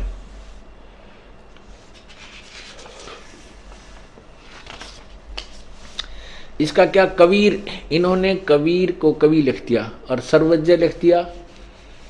और मनीषी माने भी विद्वान होता है, और कबीर माने न सर्वज्ञ लिख दिया। यहां लिखा था कबीर सर्व पूर्ण विद्वान, कबीर परमात्मा जो जगत गुरु रूप में, तत्वदर्शी संत रूप में आता है, वह है वो परिभू। परिभू का अर्थ होता है सबसे पहले प्रकट होने वाला परमात्मा, और स्वयंभू का अर्थ होता है स्वयं उत्पन्न होने वाला, यानी सब स्वयं प्रकट होने वाला, उसका कोई पैदा करने वाला नहीं, ऐसे। अब ये वो परमात्मा है। तो यहां रामानंद जी कह रहे हैं कि परमात्मा आपका शरीर तो इतना कोमल है और हमारा बदन तो कति कठोर है आपकी तुलना में। अब रामानंद जी के मन में आई भाई चलो ये बात तो मैं मान लूं, परंतु इसने मुझे गुरु कद बनाया। रामानंद जी ने कहा कि बालक एक बात बता अकां जी, आपने झूठ क्यों बोला बच्चा? परमात्मा ने कहा क्या झूठ बोला स्वामी जी? तो रामानंद जी ने कहा कि आप कह रहे हो कि मैंने आपको उपदेश दिया है, मैंने तो आपको कभी दीक्षा नहीं दी। परमात्मा कबीर जी ने कहा कि स्वामी जी एक समय की बात है, सुबह सुबह आप गंगा घाट पर स्नान के लिए जा रहे थे और मैं वहां पैड़ियों पर सो रहा था। आपकी खड़ाऊ मेरे सिर में लगी थी दाता, और मैं पीड़ा के कारण रो रहा था। आपने मेरे सिर पे हाथ रखा, बेटा राम राम बोलो, राम राम बोलो। और स्वामी जी आप मेरे गुरु बन गए, मैं आपका पुत्र शिष्य। मैं तो देश से ही आपसे दीक्षा लेने के लिए गया था वहां पर। अब स्वामी जी ने कहा, कहने लगा भाई वो बच्चा तो 2.5 वर्ष का था, क्योंकि 2.5 वर्ष के बालक का और 5 वर्ष के बालक का शरीर में डबल डिफरेंस हो जाता है, उनके शरीर का दुगना अंतर बन जाता है। तो वहां 5 वर्ष की आयु में परमात्मा सामने खड़े हैं और वो रामानंद कह रहा कि रामानंद जी कह रहे हैं कि वो तो भाई छोटा बालक था, इतनी उम्र का तो नहीं था वो। ऐसी हुई थी घटना मेरे साथ, पर वो ऐसा नहीं था। उसी समय परमात्मा ने एक रूप और बनाया और वहां रामानंद जी के कोई सेवक की एक चारपाई थी, उसके ऊपर विराजमान हो गई। स्वामी परमात्मा ने कहा कबीर जी ने कि देखना स्वामी जी, देखो वो देखो सामने, क्या मैं ऐसा था? अब रामानंद जी ने देखा, जिधर संकेत किया था चारपाई पे 2.5 वर्ष के बालक के रूप में परमात्मा लेटे हुए। अब रामानंद जी ने 6 बार तो 5 वर्ष की आयु वाले शरीर की तरफ देखा, 6 बार देखा उधर, और आंखें मलमल कर देखा कि तुझे धोखा लग गया हो। इतने में वो 2.5 वर्ष के बालक का शरीर वहां से उठा और 5 वर्ष वाले बालक में समा गया। तो रामानंद जी की वो शंका तो मिट गई। फिर कहने लगा बालक, एक बात बता, मैं राम नाम नहीं देता, मैं कोई और मंत्र देता हूं, क्या तुझे आप उससे परिचित हैं? अब क्या है कि ये जैसे हम सत्साहेब बोलते हैं, ये हमारा कोई मंत्र नहीं है, ये कोड वर्ड है। ऐसे ही जैसे राम राम कहते हैं, भाई राम का नाम लो, राम राम जपो, राम राम बोला करो, राम का नाम लो, तो ये राम राम कोई जाप करने का नहीं है। हमारा ये सत्य साहिब कोई मंत्र नहीं है, हम तो और मंत्र देते हैं जो अलग से विधि है परमात्मा के पानी, वो सारा मिलकर राम नाम है। तो ऐसे ही पहले ऋषि जी कहा करते थे भी राम नाम, राम का नाम लिया करो, राम नाम जपा करो, राम के नाम से सुख होता है। लेकिन वो मंत्र कुछ और, ओम नाम देते थे, वो ओम नाम देते थे। और साथ में श्री जैसे ये घिसी पे टीका है, ये भी करते थे, ओम भागवते वासुदेव नमः, इस तरह के। और ये गायत्री मंत्र भी एक श्लोक गोट लिया करते थे, इस तरह के भी मंत्र देते रहते थे वो ऋषि, जिन दो शास्त्र विरुद्ध था। लेकिन ओम मंत्र उनका मुख्य जाप था। परमात्मा ने कहा कि स्वामी जी आप ओम नाम देते हो। और रामानंद जी तो धक्क देसी हुई, क्योंकि रामानंद जैसे जिसको दीक्षा देता था उस ऋषि, क्योंकि ऋषियों को देता था, ब्राह्मणों को, उनको कह देता था कि मंत्र किसी को नहीं बताना, अनुपत अधिकारी को। तो इसलिए वो गुप्त होता था, ये नहीं बताने देते थे कि ये संत क्या नाम देता है। तो ऋषि ने जो परमात्मा की मुख से सुना कि आप ओम नाम देते हो, रामानंद जी तो सिर चक्कर काट गया कि अभी मेरे मुख से वहां ओम नाम क्यों कर निकल गया। अब कोई बात याद आवा कि खेल है। रामानंद जी ने पूछा कि बेटा बालक एक बात और बता दे कि मैं जिसको उपदेश देता हूं, एक मणि, एक कंठी देता हूं, माला देता हूं, तेरे पास है? अब क्या था, परमात्मा ने क्या लीला करी। जिस दिन रामानंद जी की खड़ाऊं परमात्मा की शर्म लगी थी, वहां देरे में एकदम वो झुके, उनके गले में तो वह कंठी निकल कर परमात्मा के गले में डल गई। वो तो लीला करनी थी दाता ने, वह डालनी थी अपने गले में, और उसको अपने कमीज के नीचे रखा हुआ था छुपा कर कबीर जी ने उस दिन। तो बाहर निकाल कर कहा, देखो स्वामी जी ये दे रखी आपने कंठी, उसी दिन तो दी थी। रामानंद जी तो वहीं बैठ गया, बुढ़ा आदमी पेट पकड़ के, ये तो भाई बालक को ना। जब परमात्मा कहते हैं अग्रम अग्रम छोड़ दो, सुनो हमारी सीख, परमात्मा बोले छोड़, भूल जाए इस अभिमान को और भूल जाए इस संसार को। हम जो कह रहे हैं इन बातों पर ध्यान दे स्वामी जी।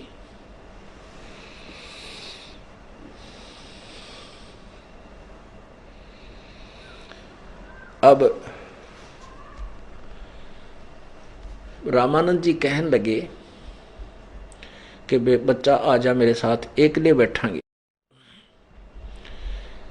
और उस विवेकानंद के टोल को चालता कर दिया। क्यों कुछ तो नाराज हो गए कि वेगजुल आए के दानक के लड़के को इसने सीने से लगा लिया, कहाँ तो उसके डंडे मारने थे और कहाँ रामानंद जी ने उसको सीने से लगा लिया। तो जो दर्शक गए थे वह तो खिसक गए। अग भाई बुढ़ापे में रामानंद जी का तो दिमाग चल गया, अब ये तो पागल हो गया। एक शूद्र से उन्होंने एक धानक के साथ जो है संपर्क कर लिया, इसको छू लिया, ये तो कति काम तक गया।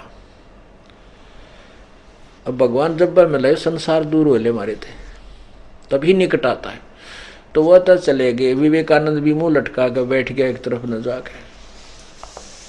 अब रह गए वह दोनों, परमात्मा और वो प्यारी आत्मा। फिर उनके चर्चा चलती है। परमात्मा ने कहा, स्वामी जी आप किसको इष्ट मानकर पूजा करते हो? स्वामी जी कहते हैं, मैं भगवान विष्णु को परमात्मा मानता हूं और ये सारी सृष्टि के रचनहार अजरो अमर हैं, सर्वशक्तिमान है, सारी सृष्टि के रचनहार हैं, इनके कोई माता पिता नहीं है। इनकी पूजा करके मैं बैकुंठ में जाऊंगा, स्वर्ग में जाऊंगा, विष्णु के लोक को प्राप्त करूंगा।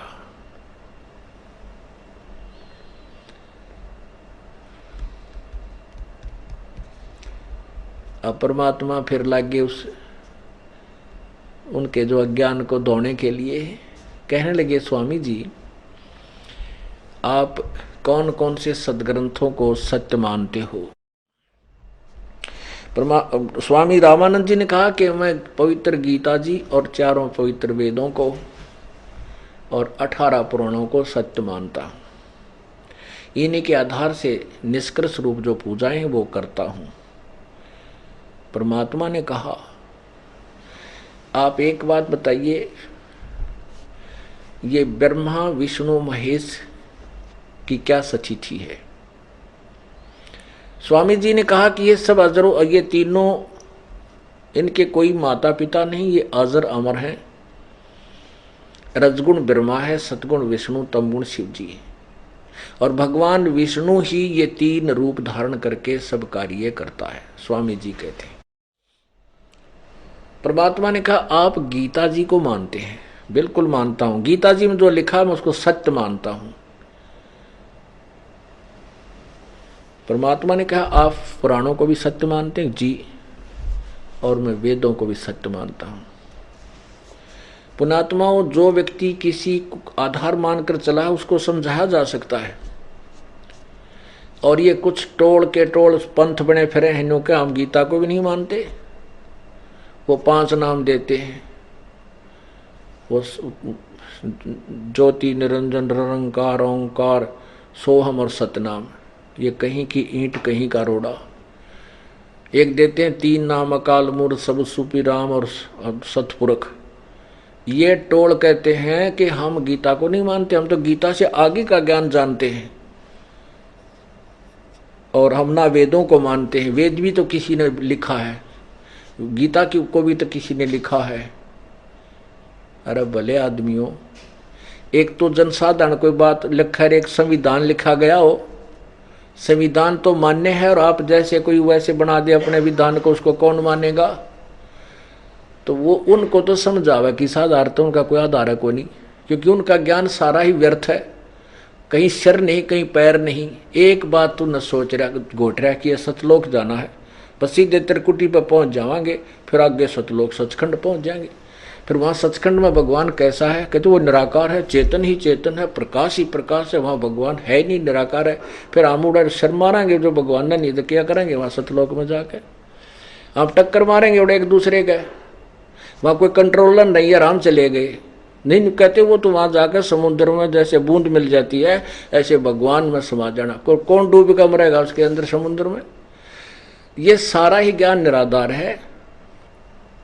वास्तविकता यह है कि वहां परमात्मा है, शरीर है, तेजो में शरीर है, और हम भी वहां साकार हैं, भगवान भी साकार है। ऐसी सृष्टि है, लेकिन वहां का जो मटेरियल शरीर का है वो बहुत ही अजरो अमर है, ये कच्चे तत्वों से बना हुआ नहीं है। वहां सर्व सुख है, इसलिए उसकी तलाश करें। भगवान से मिलने की तलाश हमारी पास सारा प्रयत्न है, सिर धड़ की बाजी ला रहा कि फिर भगवान तो है ही नहीं हुआ, फिर हम के टिंडे लाएंगे उड़ा जाकर क्या करेंगे जब भगवान ही नहीं है तेरा गजब।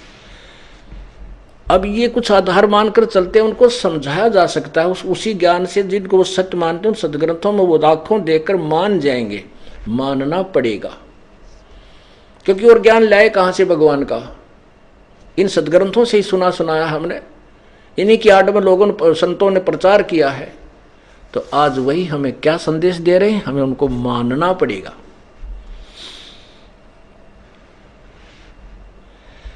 अब परमेश्वर ने कहा, स्वामी जी श्रीमद् भगवत गीता अध्याय नंबर 7 के 12 से लेकर 15 तक आप श्लोक पढ़िए, देखिए,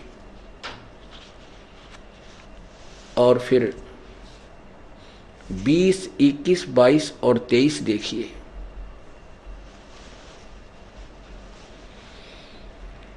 इसमें क्या कहा है?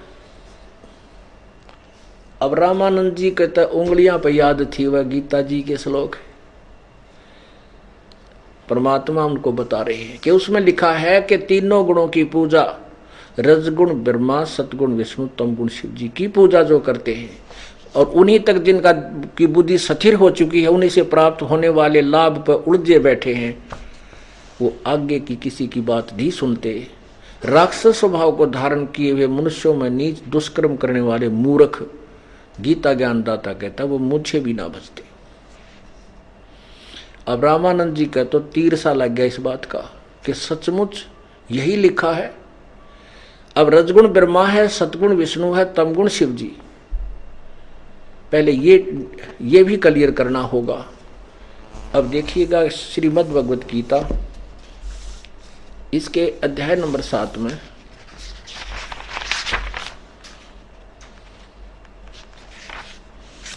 हम 12 से शुरू करेंगे। अध्याय नंबर 7 और श्लोक 12। इसमें क्या लिखा है कि और भी जो सतगुण से उत्पन्न होने वाले भाव हैं, जो रजोगुण तथा तमोगुण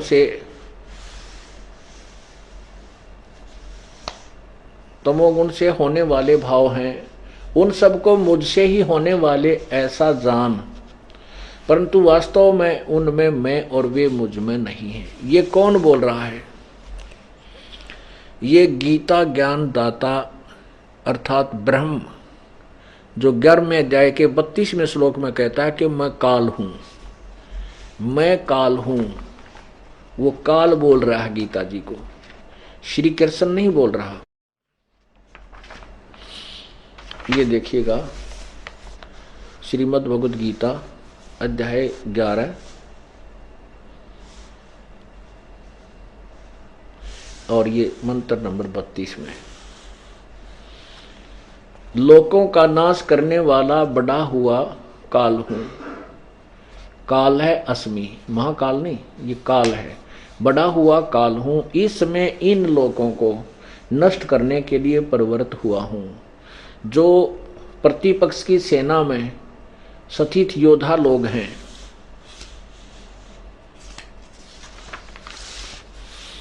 वे सब तेरे बिना भी नहीं रहेंगे, अर्थात तेरे युद्ध ना करने से भी इन सब का नाश हो जाएगा।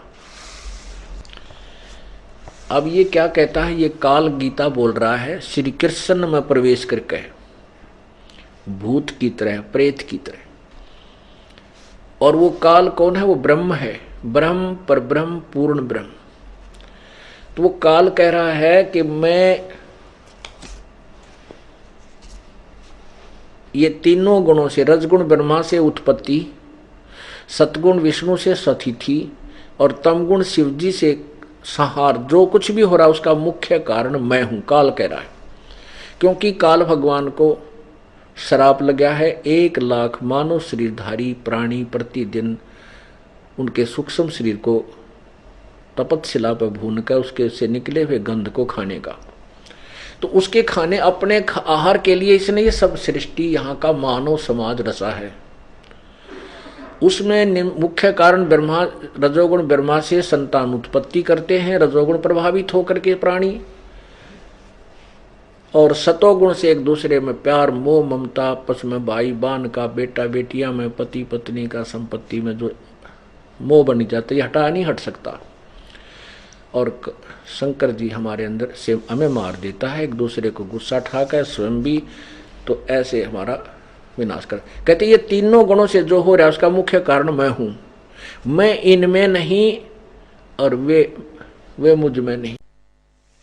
श्री शिव पुराण इसके अंदर स्पष्ट करते हैं कि तीनों देवता में गुण हैं और वो शिव जो है वो गुणातीत कहा गया, वो अलग है। ये देखिए श्री शिव पुराण गीता प्रेस गोरखपुर से प्रकाशित है। इसके अनुवाद करता है संपादक है हनुमान प्रसाद पोदार। इसके देखिएगा रुद्र संहिता, थोड़ा सा दिखाएंगे इसमें। ये देखिएगा रुद्र संहिता,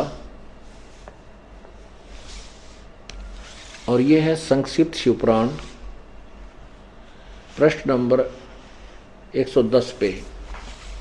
यहाँ 9वां अध्याय समाप्त होता रुद्र संहिता का। यही लास्ट में लिखा है पूरा विवरण देकर, इस प्रकार ब्रह्मा विष्णु और रुद्र इन तीनों देवताओं में गुण हैं, परंतु शिव गुणातीत माने गए हैं, वो उनसे न्यारा है। और यही इस गीता जी के अंदर कह रहा है कि तीनों गुणों से, रजगुण ब्रह्मा से, सतगुण विष्णु से, तमगुण शिव जी से जो भी हो रहा है इसका मुख्य कारण मैं हूं, लेकिन मैं इनमें नहीं और ये मुझ में नहीं। यानी ब्रह्मा रजगुण सतगुण विष्णु सतगुण तमगुण शिव जी से अलग है वो गीता ज्ञानदाता। ये देखिएगा अब 13वें श्लोक में। अब 12वां श्लोक आपने देखा अध्याय नंबर 7 का, और ये 12वां। और भी जो सतोगुण से उत्पन्न होने वाले भाव हैं, जो रजोगुण से और तमोगुण से होने वाले भाव है, उन सबको मुझसे ही होने वाले ऐसा जान, परंतु वास्तव में उनमें मैं और वे मुझ में नहीं है। अब 13 में कहा है गुणों के कार्य रूप सात्विक राजस और तामस, इन 3 प्रकार के भावों से सारा संसार प्राणी समुदाय मोहित हो रहा है। इसलिए इन तीनों गुणों से न्यारा परे मुझ अविनाशी को नहीं जानता। अब आगे देखना अध्याय 14 में कहा है, न श्लोक 14 में अध्याय 7 के में, क्योंकि यह अलौकिक अर्थात अति अद्भुत त्रिगुणमयी मेरी माया, ओए होए, रजगुण ब्रह्मा सतगुण विष्णु तमगुण शिवजी रूपी जो माया का जाल है, ये मेरी माया बड़ी दुस्तर है, खतरनाक है। क्योंकि यह अलौकिक अर्थात अति अद्भुत त्रिगुणमयी मेरी माया बड़ी दुस्तर है, खतरनाक है, परंतु जो पुरुष केवल मुझको ही निरंतर भजते हैं वे इस माया को उल्लंघन कर जाते हैं, अर्थात संसार से तर जाते। अब क्या है, जैसे एक ब्रह्मांड में ये काल तो मुख्यमंत्री समझो, और ब्रह्मा विष्णु महेश एक विभागीय मंत्री, ब्रह्मा जी रजोगुण विभाग का, विष्णु जी सतोगुण विभाग का और शिव जी तमोगुण विभाग का। तो ये जैसे मुख्यमंत्री कहे कि मंत्री की बजाय मेरी संपर्क में रहेंगे मैं उनसे अधिक लाभ दे दूंगा, है इनकी भी सचिथी है। तो यहाँ अब आगे देखना 15 में कमाल कर दिया, गीता अध्याय नंबर 7 के मंत्र 15 में निष्कर्ष निकाल दिया सारा। ये देखिएगा अभी आपने 14 पढ़ा, अब 15 में क्या कहा है, इस माया के द्वारा यानी ब्रह्मा विष्णु महेश के ऊपर ही जो आश्रित हैं उन आगे किसी की बात नहीं सुनते, ना उनकी पूजा जानते ना समझते। उनके विषय में कहा कि जो ब्रह्मा विष्णु महेश तक मिलने वाले लाभ पर आधारित हैं, यानी स्वर्ग जाएंगे, विष्णु जी के लोक में चले जाएंगे, बस यही तक सीमित है।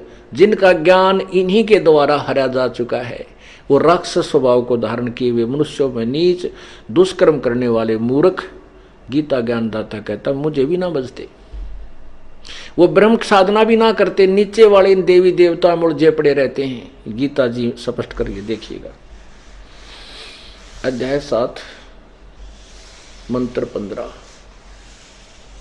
माया के द्वारा ब्रह्मा विष्णु महेश से मिलने वाले लाभ में उलझे हुए व्यक्तियों के विषय में कह रहे हैं, माया के द्वारा जिनका ज्ञान हरा जा चुका है। जैसे ऊपर त्रिगुणमयी माया लिखा है, ये त्रिगुणमयी मेरी माया बड़ी अलौकिक दुख खतरनाक है। इस माया के द्वारा जिनका ज्ञान हरा जा चुका है, आसुर स्वभाव को धारण किए हुए मनुष्यों में नीच दूषित कर्म करने वाले मूर्ख मूढ़ लोग मुझको नहीं भजते। अब रजगुण ब्रह्मा है, सतगुण विष्णु है, तमगुण शिव जी। ये भी अपने परमात्मा कहते हैं, ये भी आप देख लीजिए श्रीमद् भगवत श्रीमद् देवी भागवत में, यानी देवी पुराण में। क्योंकि स्वामी जी इन सदग्रंथों को पहले कह चुके हैं कि इनमें जो लिखा है मैं सत्य मानता हूं, तो इन्हीं के द्वारा परमात्मा उनकी बुद्धि का अज्ञान हटा रहे हैं। अब देखिएगा, ये श्रीमद् देवी भागवत अर्थात देवी पुराण, और ये कहाँ से प्रकाशित है? श्रीमद् देवी भागवत।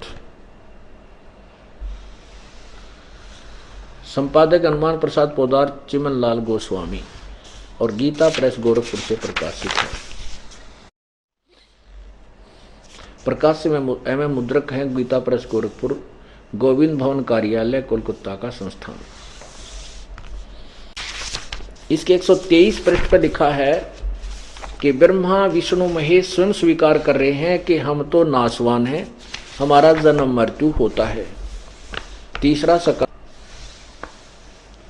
123 पृष्ठ पे, और 5 और 6 अध्याय है ये, 4 और 5। ये देखिएगा पृष्ठ 120 पर, ये 1 से 3 अध्याय ऊपर समाप्त हो जाते, ये 4 और 5, तो ये 5 में है 123 पृष्ठ पे,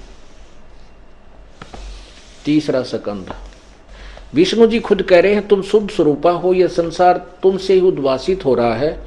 मैं ब्रह्मा और शंकर, मैं विष्णु, ब्रह्मा और शंकर, हम सभी तुम्हारी कृपा से विद्यमान हैं। हमारा आविर्भाव यानी जन्म, तिरोभाव अर्थात मृत्यु हुआ करता है। केवल तुम ही नित्य हो, जगत जननी हो, प्रकृति और सनातनी देवी हो। भगवान शंकर बोले, देवी यदि महाभाग विष्णु तुम्ही से प्रकट हुए हैं, तो उनके बाद उत्पन्न होने वाले ब्रह्मा भी तुम्हारे ही बालक हुए। फिर मैं तमोगुणी लीला करने वाला शंकर क्या तुम्हारी संतान नहीं हुआ? अर्थात मुझे भी उत्पन्न करने वाली तुम ही हो। इस संसार की सृष्टि, स्थिति और संहार कर मैं तुम्हारे गुण सदा समर्थ हैं। इन्हीं तीनों गुणों से उत्पन्न हम ब्रह्मा विष्णु एवं शंकर नियमानुसार कार्य में तत्पर रहते हैं। परमात्मा ने कह रहे हैं कि स्वामी जी आपकी ही पुराण आपको ही समझा रहे हैं। ये कह रहे हैं कि ब्रह्मा विष्णु महेश नाशवान है, अविनाशी नहीं है। ब्रह्मा विष्णु महेश नाशवान है, ये अविनाशी नहीं है। स्वयं विष्णु जी कह रहे हैं कि हम तो जन्म मृत्यु हमारी होती है, हम नाशवान हैं और हमारा जन्म मृत्यु होता है। शंकर भगवान खुद कह रहे हैं कि मैं और विष्णु और शिव आप ही के, ब्रह्मा आपके पुत्र हैं, और हम तीनों गुणों, रजगुण ब्रह्मा है, सतगुण विष्णु, तमगुण शिव जी। और स्पष्ट करने के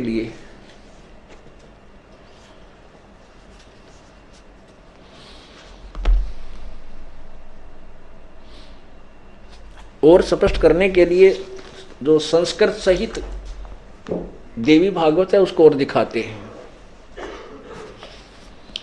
पुण्यात्माओं, ये एक ऐसा सामूहिक शिक्षा स्थल है जिसमें प्रत्येक पीरियड में, प्रत्येक सत्संग में कुछ पुण्यात्माएं बदलती रहती हैं और हमने प्रत्येक को नए सिरे से रंगना है। और ये ज्ञान यज्ञ है। और जो पुराने भक्त हैं वो और दृढ़ होते हैं, बार बार इस परमात्मा की अमर महिमा को सुनकर उनको ज्ञान यज्ञ का फल साथ मिलता है। ये देखिएगा श्रीमद् देवी भागवत हिंदी टीका सहित प्रथम भाग। ये कहाँ से प्रकाशित है? अथ श्री देवी भागवतम सभाष्टीकम स महात्म। इसके प्रकाशक हैं खेमराज श्री कृष्ण दास प्रकाशन बंबई 4। इसके तीसरे सकंद में हम आते हैं।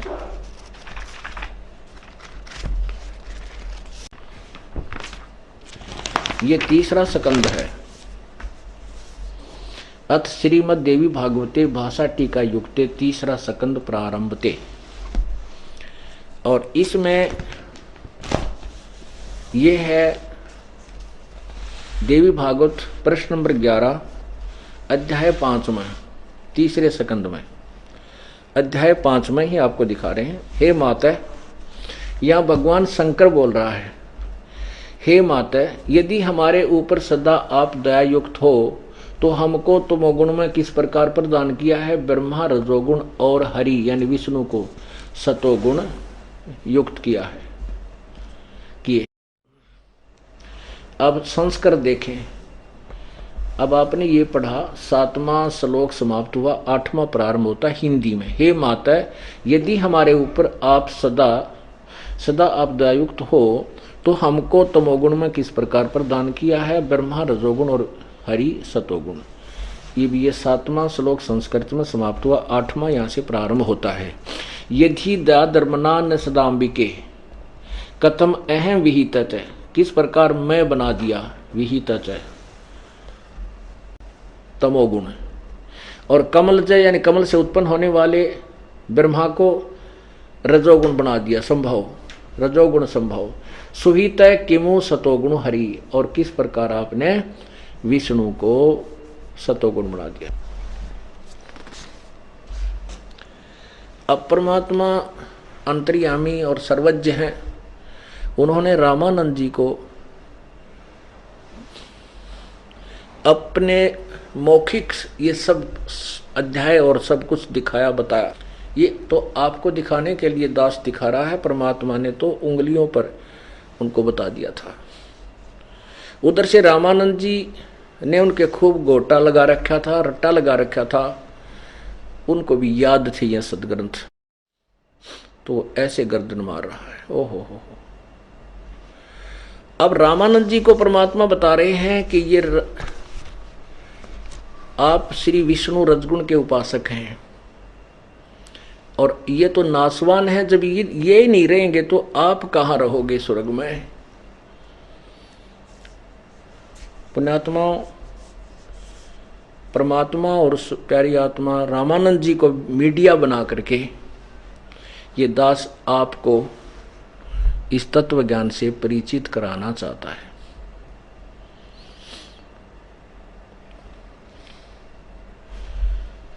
अब रजगुण ब्रह्मा और सतगुण विष्णु, तमगुण शिव जी के उपासक राक्षस स्वभाव के क्यों कहे? मनुष्य दुष्कर्म करने वाले, मनुष्यों में नीच, राक्षस और मूर्ख, 4 उपमा कठिए दे रखी है। अब जैसे ब्रह्मा जी की उपासना की थी हिरण्यकशिपु ने, रजगुण ब्रह्मा की, और हिरण्यकशिपु ने ब्रह्मा की साधना करके उनसे सिद्धियां प्राप्त की। अपने ही पुत्र भक्त प्रहलाद का शत्रु बन गया और वो राक्षसी कर्म किए। उस बच्चे को मारने के लिए उन्होंने कलम तोड़ दी। तो रजगुण उपासक ब्रह्मा जी का साधक हिरण्यकशिपु राक्षस कहलाया और कुत्ते वाली मौत मरा। भगवान शिव जी के उपासक तमोगुण के कौन? रावण था। रावण ने वो राक्षसी कर्म किए, राक्षस कहलाया और कैसे दुर्गति से उसकी मृत्यु हुई। एक भस्मागिरी नाम का शिव उपासक था, तमोगुण का उपासक था। पहले हजारों वर्ष तो उसने की कैलाश पर्वत के कोने में जाकर के साधना। फिर भगवान शिव जी यानी तमोगुण शिव की द्वार के सामने आकर के ऊपर न पैर नीचे न सिर, सिरासन पर 12 वर्ष तक साधना की, तप किया। एक दिन पार्वती ने कहा कि हे महादेव जी, आप तो समर्थ प्रभु हैं, ये आपका भिखारी क्या मांगता, आपका सेवक, इसको प्रदान कर दो। अब भगवान शिव ने कहा कि मांग भस्मागिरी, तू क्या मांगता है, मैं तेरे से प्रसन्न हूं। अब वो भस्मागिरी के अंदर के दोष था, भस्मागिरी के अंदर ये खोट था वो कि मैं भगवान शिव जी से भस्म कड़ा प्राप्त करूंगा। भगवान शंकर के पास, शिव जी के पास एक कड़ा था, भस्म कड़ा। उसमें इतनी शक्ति थी कि किसी के सिर पे ऐसे करके यूं कह दे भस्म, तो वो राख हो जाता था जल के।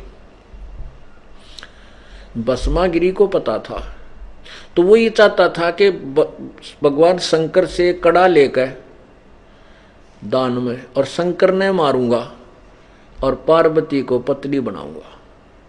इस उद्देश्य से वो भस्मागिरी उपासना कर रहा था, और भगवान शंकर उसको समझ नहीं सका, ये दुष्ट के क्या उद्देश्य लिए खड़ा है।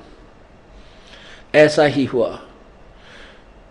भस्मागिरी ने कहा कि भगवान ऐसे नहीं, आप वचनबद्ध हो तब मैं आपसे वर मांगू। शंकर जी क्योंकि ये देव पद पर है, इनमें छल कपट नहीं है, बहुत कम है, नहीं है, नाम मात्र है। तो इन्होंने खुश होकर कह दिया कि मांग बेटा, क्या मांगता है, मैं वचनबद्ध हो गया। भस्मागिरी ने कहा कि ये कड़ा दे दो, भस्म कड़ा। अब भगवान शंकर ने सोचा भी साधु संत है, जंगल में रहता है, अपनी रक्षार्थ मांगता होगा, निकाल के वो कड़ा अकेले पुत्र। अब जो उस पुत्र के हाथ में आया, कड़ाते ही ने वो बदल गया आंखें। अकेले शिव जी बोले, होशियारी, तुझे मारूंगा और पार्वती को अपनी पत्नी बनाऊंगा। अब बता, खड़ी आपत्ति ऊपर आ पड़ी। अब भगवान शंकर ने डांक ठोक दी। अब क्योंकि जान सबको प्यारी है, क्योंकि ये जीव संज्ञा में है, ठीक है, 3 लोक के मालिक बनाए हुए हैं, एक विभाग के, ये अपनी पुण्य से बने हैं। जैसे आपने पढ़ा था कि ये काल कहता है कि जो तुमने है, ये तीनों ने, ब्रह्मा ने ये सृष्टि रचन की, विष्णु ने सतिथि की पालन की, और शंकर ने जो संहार की जो ये कार्य प्राप्त किया है, ये कर्म पोस्ट, ये तुमने अपने तप से प्राप्त किया और मैंने खुश होकर दे रखा है। तो ये जीव है, तो शिव जी भी भाग लिया, भाई मारेगा निकम्मा, तो बड़ी बात बिगाड़ी इसने, तो पत्नी को भी छोड़कर भाग गया। अब पीछे पीछे भस्मागिरी और आगे आगे शंकर तमोगुण भगवान, पीछे पीछे पुजारी। अब आगे फिर आकर के भगवान ने पार्वती रूप बनाया, उस भस्मागिरी उस राक्षस को गंडहत नाथ नचाया, और जो ही नाचते नाचते जब उस राक्षस का वो हाथ में लिए हुआ वो कड़ा भस्मागिरी के सिर पे आ गया, क्योंकि पार्वती रूप धारण करके भगवान ने कहा कि भस्मागिरी तू डांस करके दिखा। भस्मागिरी बोला, जी मैं न कदे डांस कराया नहीं, मैं तो तप करने वाला आदमी। पार्वती रूप में भगवान ने कहा कि मैं डांस करना सिखाती हूँ तुझे, इस हाथ को ऐसे कर, इसको ऐसे कर, इसको ऊपर ला। जब वो सिर पे ले आया ना अपने भस्म कंडे वाले हाथ ने, तब कह दिया भस्म, और भस्म कह दो जल गया, नष्ट हो गया भस्मागिरी। तो भस्मासुर कहलाया वो, भस्म असुर, भस्मा असुर, असुर माने राक्षस। ये तो आपको 2 गुणों के पुजारियों की बता दी कि राक्षस क्यों कहलाते हैं। और ऐसा दुष्कर्म अपनी भगवान की पत्नी के ऊपर बदनीयत, इस तक गंदा कर्म और क्या करेगा वो प्राणी। और भगवान ने पूछा, उससे की स्यात है, उससे को उसी को मारने के लिए तत्पर है। अब एक समय की बात है,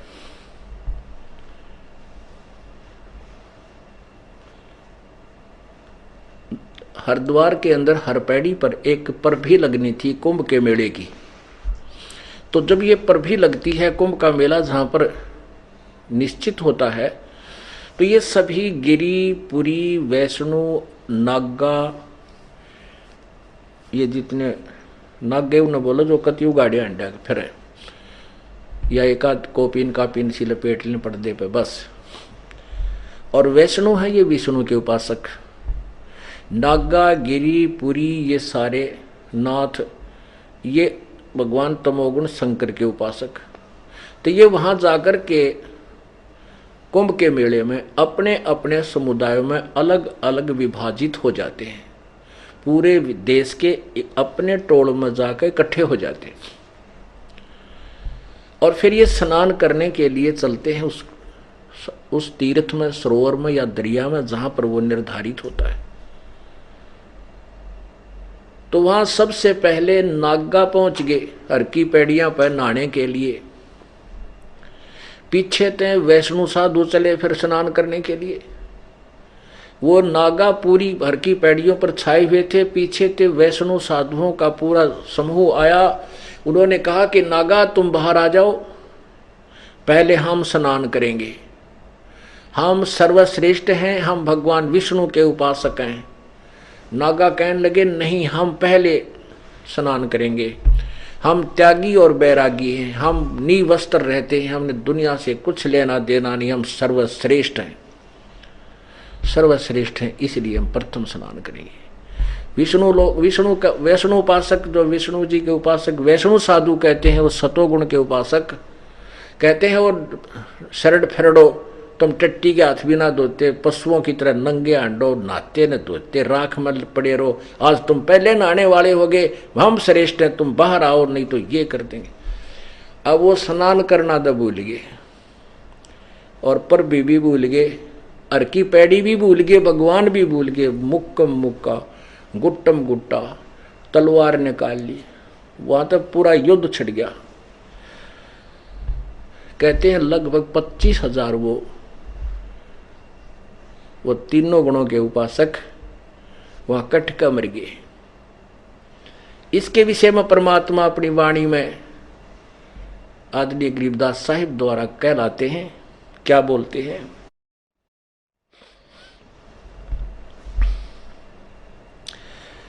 हर पैड़ी हर हेत न जाना, वाजा तीर तुपक तलवार कटारी, जमदड़ जोर बधावे हैं, काटे शीस नहीं दिल करुणा, वो जग में साध कहावे हैं।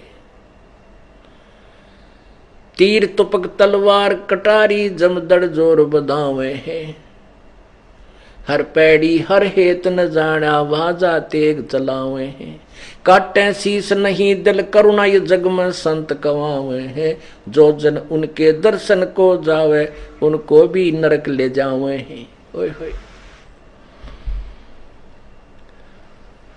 कहते हैं तीर और कटारी नो सीधे छुरे गोप दें, एक दूसरे को मारन लागे, और कहते हैं खूब डट के युद्ध किया, और वहां हर पैड़ी हर हेत नहीं जाना। हर की पैड़ी कहें और भगवान की छाती पर कत्लेआम करने लग रही है तीनों गुणों के उपासक, और काटे शीस नहीं दिल करुणा, और वह संत वो साधु कहलाते हैं, और जो जन उनके शरण में जावे उनको भी नरक ले जाते हैं। ये भी परमात्मा ये हमें बता रहे हैं। अब रामानंद जी सुन्न हो गए, ओ तेरा गजब हुई। अब यू बालक तो कति नीचे वाले बर्तन पर खोद मारा है, सब गिरते फिरते फिरे, कोई भी प्रश्न नहीं, कोई भी जवाब नहीं स्वामी जी के पास, क्योंकि इन प्रमाणन देख के फिर गुंजाइश का रह जाती है अग्रम अग्रम करण की।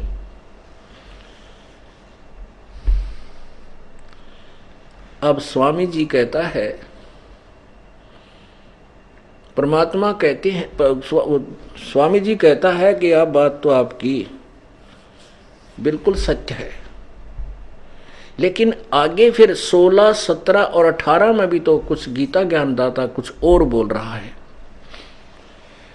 परमात्मा ने कहा कि गीता का ज्ञान कहा किसने स्वामी जी? पहले तो ये निर्णय करते हैं। अब स्वामी जी को परमात्मा गीता जी का ज्ञान किसने कहा, ये निर्णय करने के लिए पूरे प्रमाण सहित वो ज्ञान समझाते हैं। बोलो सतगुरुदेव की जय।